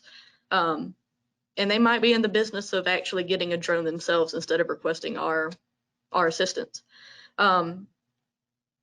So here you can see that the drone team flight log is tied to this one service request. But we really wanted to move into work orders so we could track more efficiently. And because work orders don't track caller information, we actually use the drop-down category here to determine which department is using our drone services, whether that be stormwater, recycling, GIS themselves. This allows us to proportionately back bill for our labor and equipment. The work order allows us to track different aspects of the drone themselves here in the ELM, which is equipment, labor, materials. It allows us to track the flight hours, which is good for us to know because flight hours normally deduces to miles. We like to see both. It actually allows us to do the return on investment. So if we buy a well-priced other than consumer grade drone, we want to see how that initial price of the drone versus the flight hours of data collection and see how well we had a return on investment. And finally, the wear and tear on the drone. It helps us develop a maintenance schedule. Many of these consumer grade drone manufacturers really take the when you crash then replace approach. They view these drones as consumables, but for the safety of our people and the fiscal duty we have to our county, we really are trying to mitigate this as much as possible. So that's why we're trying to move to work orders so we can actually see the overall impact that drones have on our county. And I will let Larry talk about a little more of the reporting aspect on his dashboard. Thank you. What we're looking at right here is tiles from my dashboard that I monitor every day. You see the map because I filtered, I'm using a Cityworks Safe Search and filtered just on this particular inspection type, anything over 90 days. I have a nice detailed map there showing me where all the activity has been in that time period. There's also the ability for me to look week by week on how many flights have been flown, as well as which based on the month as well. One of the tiles you see there at the bottom right has pilots' names. Part of our program requirement is that pilots fly every 90 days, either by one of our meetups where we do a test out or field operations. That kind of guarantees that they're keeping up their skills. So if they're not, if I don't see a work order for them in the past 90 days, I'm sorry, a service order of inspection in the past 90 days, I know that they haven't actually flown. And it helps me manage that in that aspect. These tiles have not been published yet for the county manager's office, but that would be the next logical step. This kind of goes in with our transparency all the time. I know our public relations office is getting calls for various things around the county. I saw a utility truck down this road one day doing something, or I see a drone flying in my neighborhood. This would give them a quick way to actually answer those questions without actually having to call me or one of the other departments. And so that just kind of wraps up some of the features that I needed as the program manager. And then with that, I'll let Lindsay, I don't want to take her thunder, but we did have an incident earlier this year that what we did in Cityworks actually helped us out, and I'll let her carry that on. So with the proper documentation, you can mitigate as much heartache as possible. Because we have these drones up in the air as much as we do, crashes are inevitable. I don't know if you can see, but we have a drone here that was crashed earlier this year. We had some damage done to the gimbal, and some actual propellers were cracked. It's pretty hard to see based on the fact that they're white, but it was pretty much totaled. By using Cityworks to log our operations, every pilot is held above reproach. We really had the pilots in mind when we created this documentation. Being a pilot, it really protects the pilot as the operator. So our program manager, along with risk management, they did a full investigation on this flight. And because of Cityworks, they determined that the flight was optimal. There was no fault on the operator themselves. The visual observer gave a statement saying everything was within the normal operating status. It was just a software malfunction. We actually were flying a gridded flight. It was set at 100 feet in the air for a 3D model, and it just lost altitude unknowingly. It actually gave risk management enough information to find no fault and to replace the unit entirely. And with that, I will pass it back over to Larry.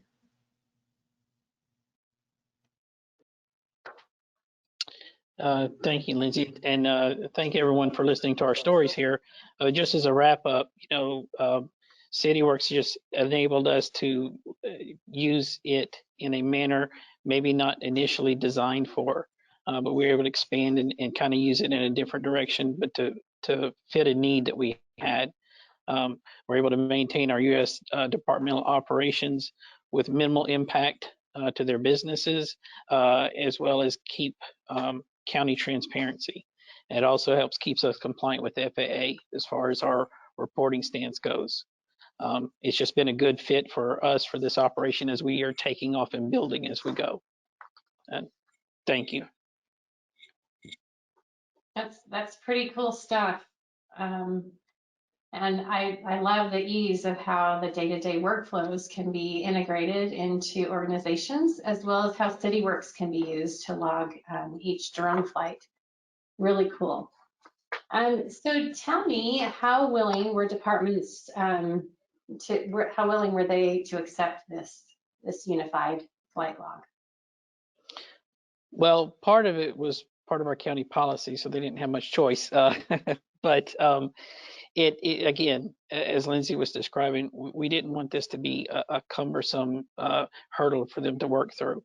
So we kept it as streamlined as possible. The fact that it's in their daily workflow, when they're in a service order or work order, they can just hit a quick inspection and log it down, satisfy the flight program needs, and then continue their daily work. It's actually made it much easier. That's great. I think once they figure out the ease of it, then they accept it.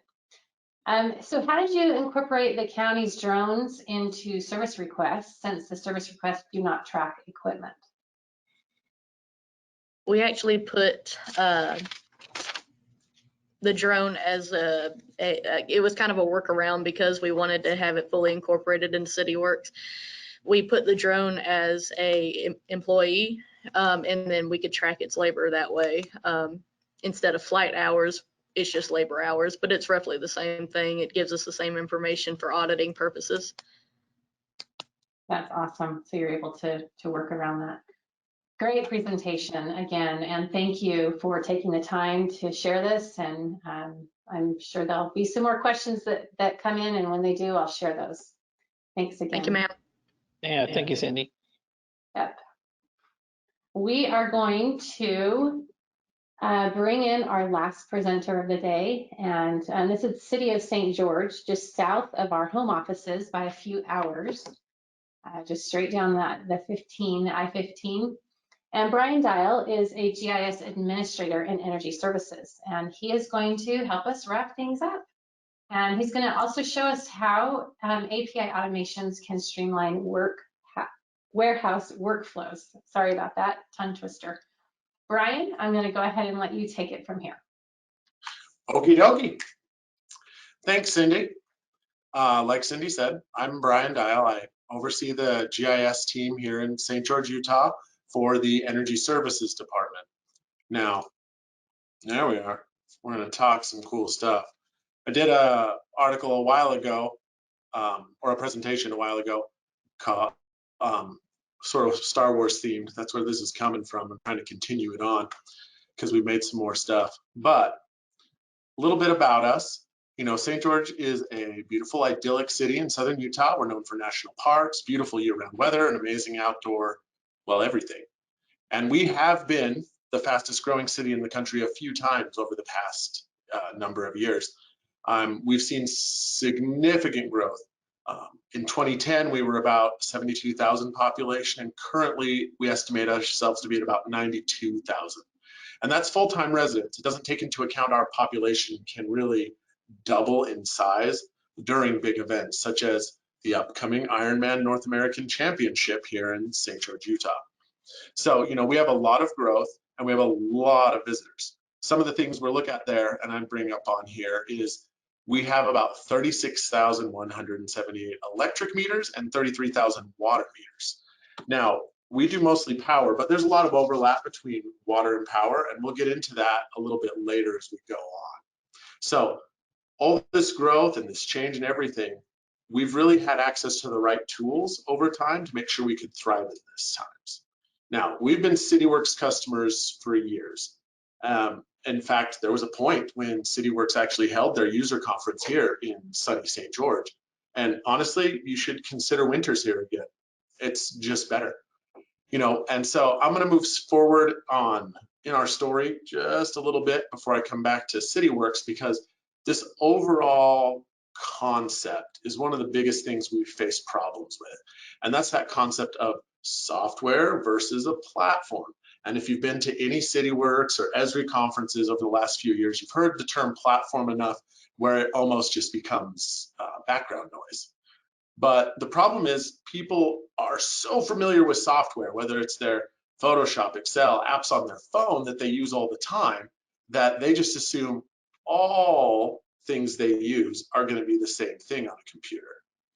But larger platforms like Esri, Clouds, or our Cityworks stuff becomes a place to bring all these different tools and things together, not just do simple things.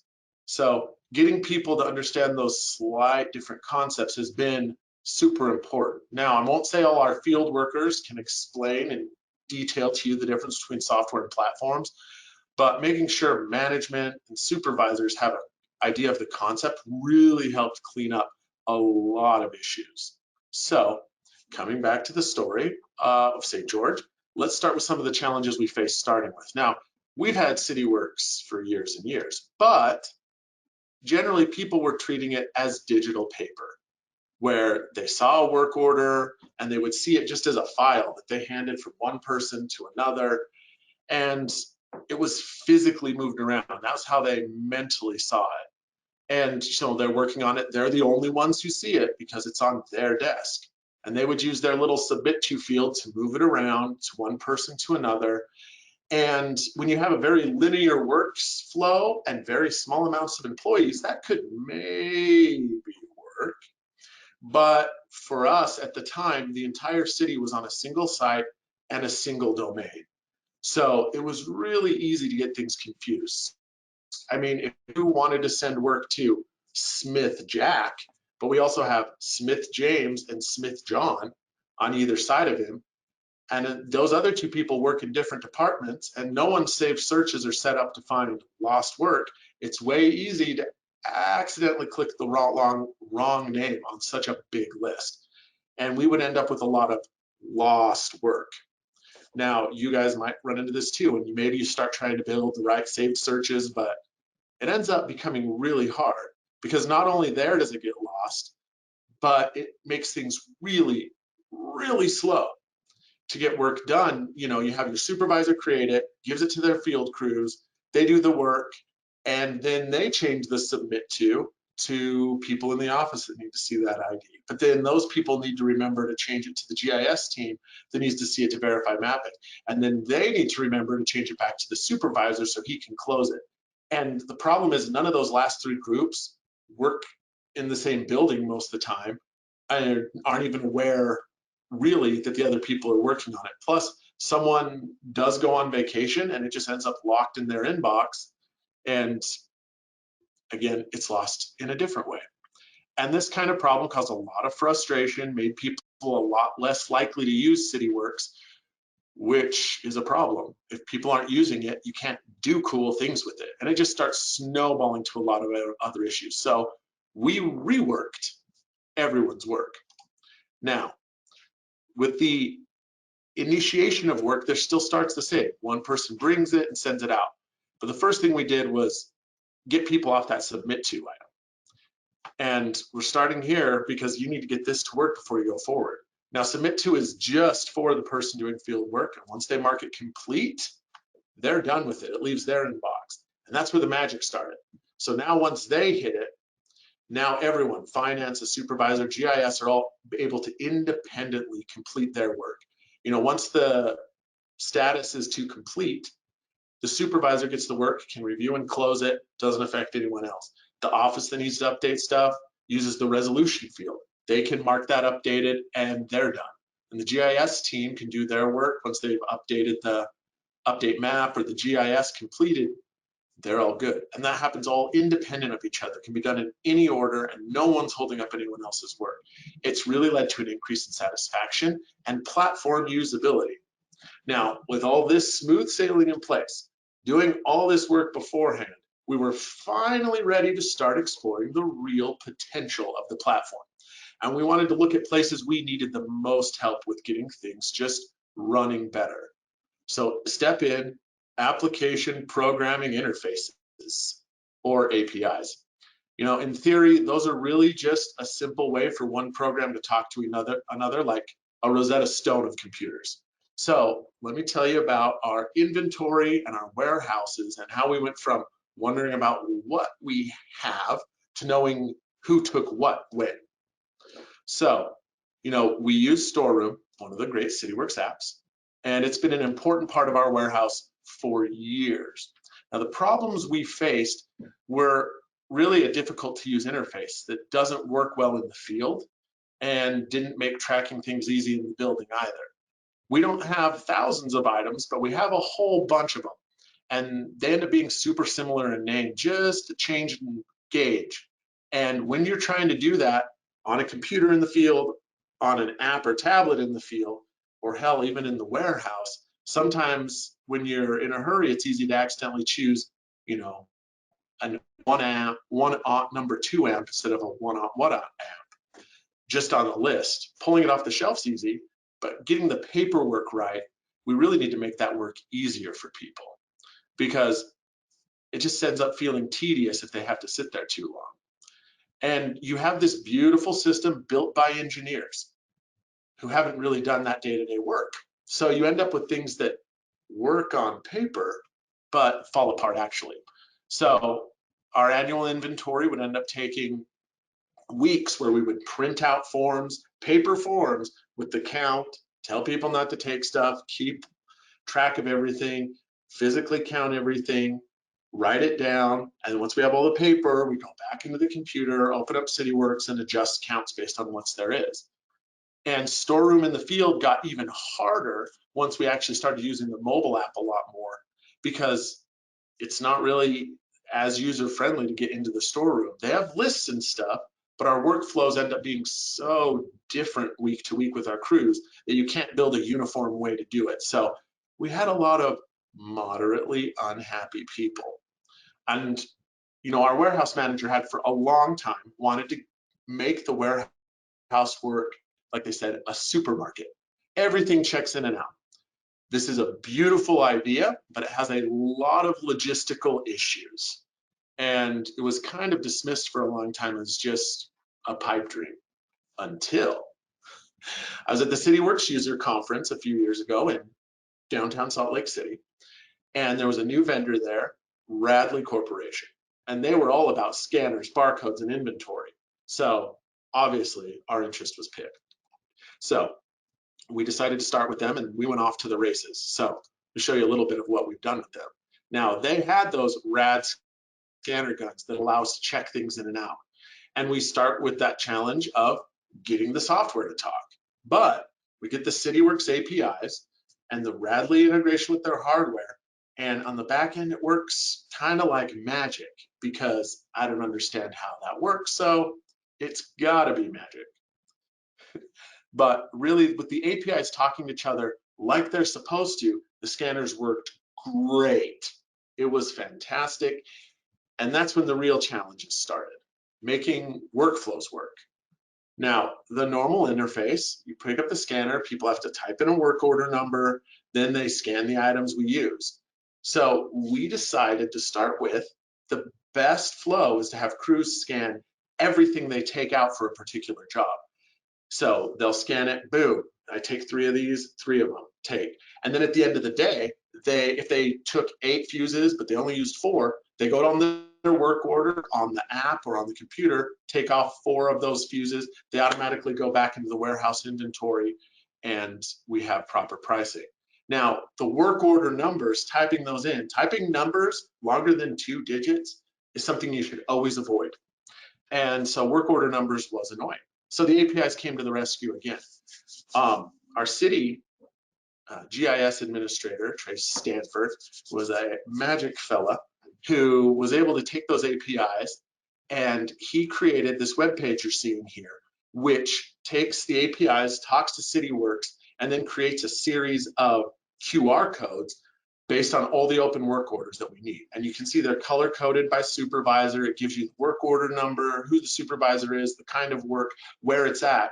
So when you come in to the warehouse, you grab a scanner, you can go to the board, see which work order it is, boop, and then you just, as you go pick up items, you scan them and you get going and you're good to go. And it is just so nice. And accuracy has gone up, and we've seen an amazing improvement in accuracy in time. Yearly inventory now takes a day, maybe 2 at most. And because they just do it right on the scanner, they scan it, tells them how much they are, should be there, count it, boom, they're done. And we're able to do more cycle counting, which we hadn't really done before because it was just time prohibited, where we can say how much should be in this. And we go through all of our inventory every couple of weeks. So we have happier people, not to mention cost savings, and the right amount of materials on hand. Now, we saw a lot of success here and decided, hey, this platform thing's working great in the department. What if we started using APIs to work with other departments? So for our customer relationship management, our CRM software, we use Tyler's Encode product. So we wanted Tyler's Encode and Cityworks AMS to talk to each other. Now, this is the way we were getting through these problems. The customer service rep would get the information, type it into Tyler, and then they would create a PDF from that service order.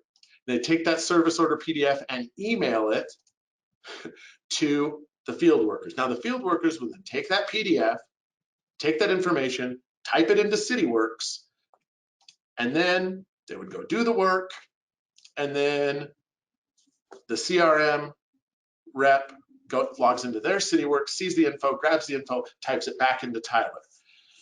This is not a great way to get things done. It creates redundant work and introduces a lot of opportunities for mistakes, because like I said, numbers. And a lot of our stuff deals with long numbers. You ever looked at your electric or water meter? That ID number is really, really long.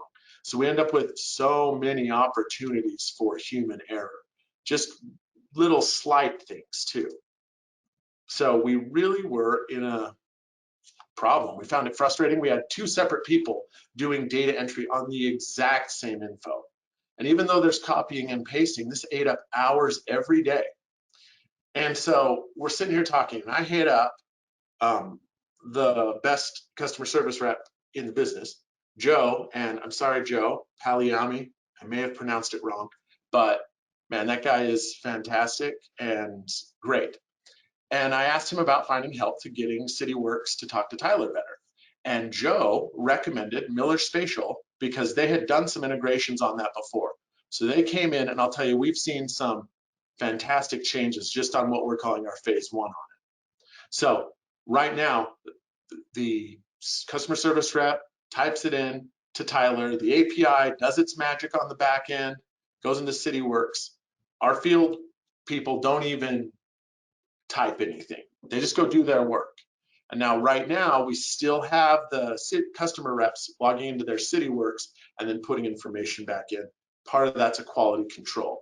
But we do see in the future getting that to talk both ways so that we can eliminate some of this other work.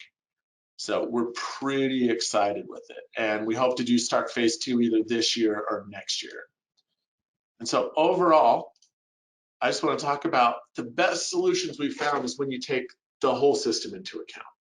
You really need to think about what are managers and administrators looking for? What are you looking for? How do we measure those things? Is everything built correctly? And the most important thing that seems to be overlooked sometimes is how is the work actually done in the field?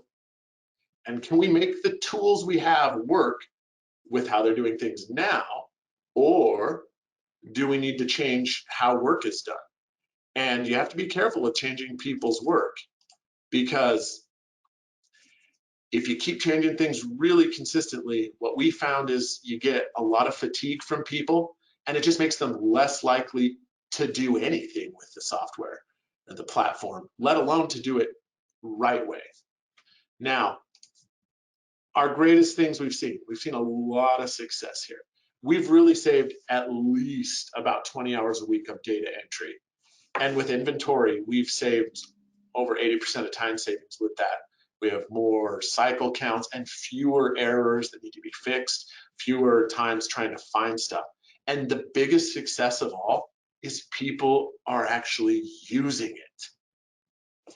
Nothing's more important than that, because it's when you have data coming in, good quality data coming in, and people wanting to do it because it makes their job easier. That's when you get real successes.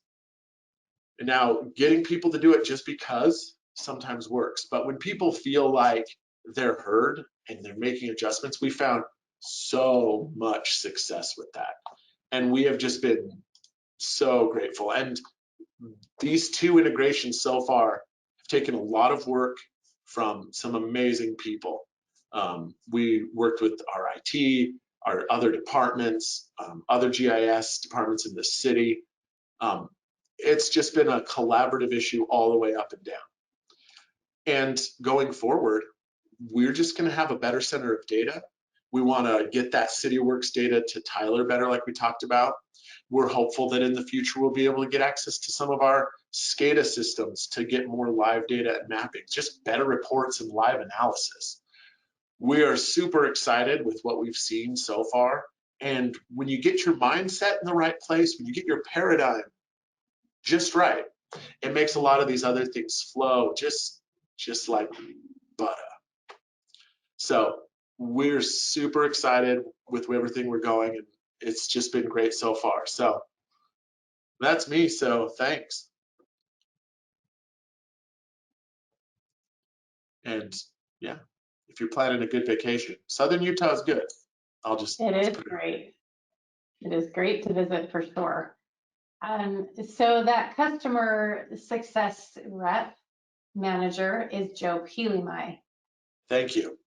Yes, yeah, if he's on, I'm sure he'll I'm be sure. okay I with always get it wrong, and that's why I have to apologize, because he works Yeah, great. and I have do not think been an he's easy used to customer. that, so I think we're okay there. So yes, your presentation was great. The work smarter and not harder has been a theme throughout, and it seems to be that way with Cityworks, and also the savings on time and how easy it is to see the inventory and less errors along the way. So that is awesome. We do have a couple of questions. What was your financial system, and how do you make sure that financially the funds are adjusted for the work order and materials pulled? We keep track of the materials getting pulled in on costs as they're ordered and brought into the system. And then you set it up. We set it up with the, I want to say the FIFO, so that the warehouse, as it pulls it in and out on that side, is kept track of there. The Cityworks storeroom app actually has a lot of that ability to track those warehouse costs really well. And so when we put them back into the work orders, a lot of the work's already done just because we've put it in during purchasing. Oh, that's awesome. So do you use Tyler Munis or Encode? Say that again, Tyler, what? Tyler Munis or Encode? We use Encode for our CRM stuff. We use, the city uses some other Tyler modules for other things, but that's the one we're most integrated with. Okay, and then why did you leave the Tyler integration with human interaction in the end? Well, part of the biggest reason for it was the other departments, we call finance, they wanted to make sure that they had a more solid way to do QC. So they wanted to quality check those numbers with a person. And so that was really more their department's choice than ours. And they didn't feel comfortable just having it automated right away. So they wanted to still have that manually done. And for us, it worked because we've fixed our side of it. And if they wanted to keep doing it that way, I wasn't going to fight them on it. Okay, awesome. So do you track, we got one more question here. Do you track FERC within the processes or into any reporting with this? A lot of the field work isn't necessarily stuff we have to track with the FERC right now, the NERC and FERC stuff, which is, for those who don't know, NERC and FERC is energy, and that's what I think he's asking, she's asking, is energy federal regulations on security and stuff. We use it maybe a lot for maintenance to show that we've done stuff, but overall we'll take that data out into a different report where we keep those things. But that's part of keeping track of it through saved searches. But generally, a lot of the stuff that happens through Cityworks doesn't affect directly the FERC stuff as much. Okay, awesome. Thank you again for that, Brian. A great presentation, and I'm sure it's much warmer down there today. We've got snow up here. It was actually snowing this morning when I came in, so well, it actually snowed last night. And oh, did it? I was kind of afraid like we were going to get an inch or so I wouldn't be able to drive into work today, but it melted overnight, so we're good. I'm glad, very glad. Thanks again. Okay, with that, we are going to get ready to close things out, and I would like to thank our wonderful presenters who shared with us their innovative ways that they are powering Cityworks in their organization. And this takes away from their time and their regular work activities. And so I appreciate the time invested. Thank you all. And with that, we hope that you will share Converge with your colleagues. This event is a great opportunity to engage your coworkers who are using Cityworks, as well as introduce us to departments who haven't gotten started yet. And so we want to hear from you and need your ideas for future content. So don't be afraid. If you'd like to submit and share your ideas, do so. And you can email me at ccarletti@cityworks.com. Thank you all for joining us. Please take our survey as you exit this session. This allows you to provide feedback and ask additional questions. Our next Converge will be in March 23rd. Looking forward to seeing you all there. As we sign off, let's not forget that we are bringing our communities together, and together we keep moving forward with no limits. Thank you again. Have a great day.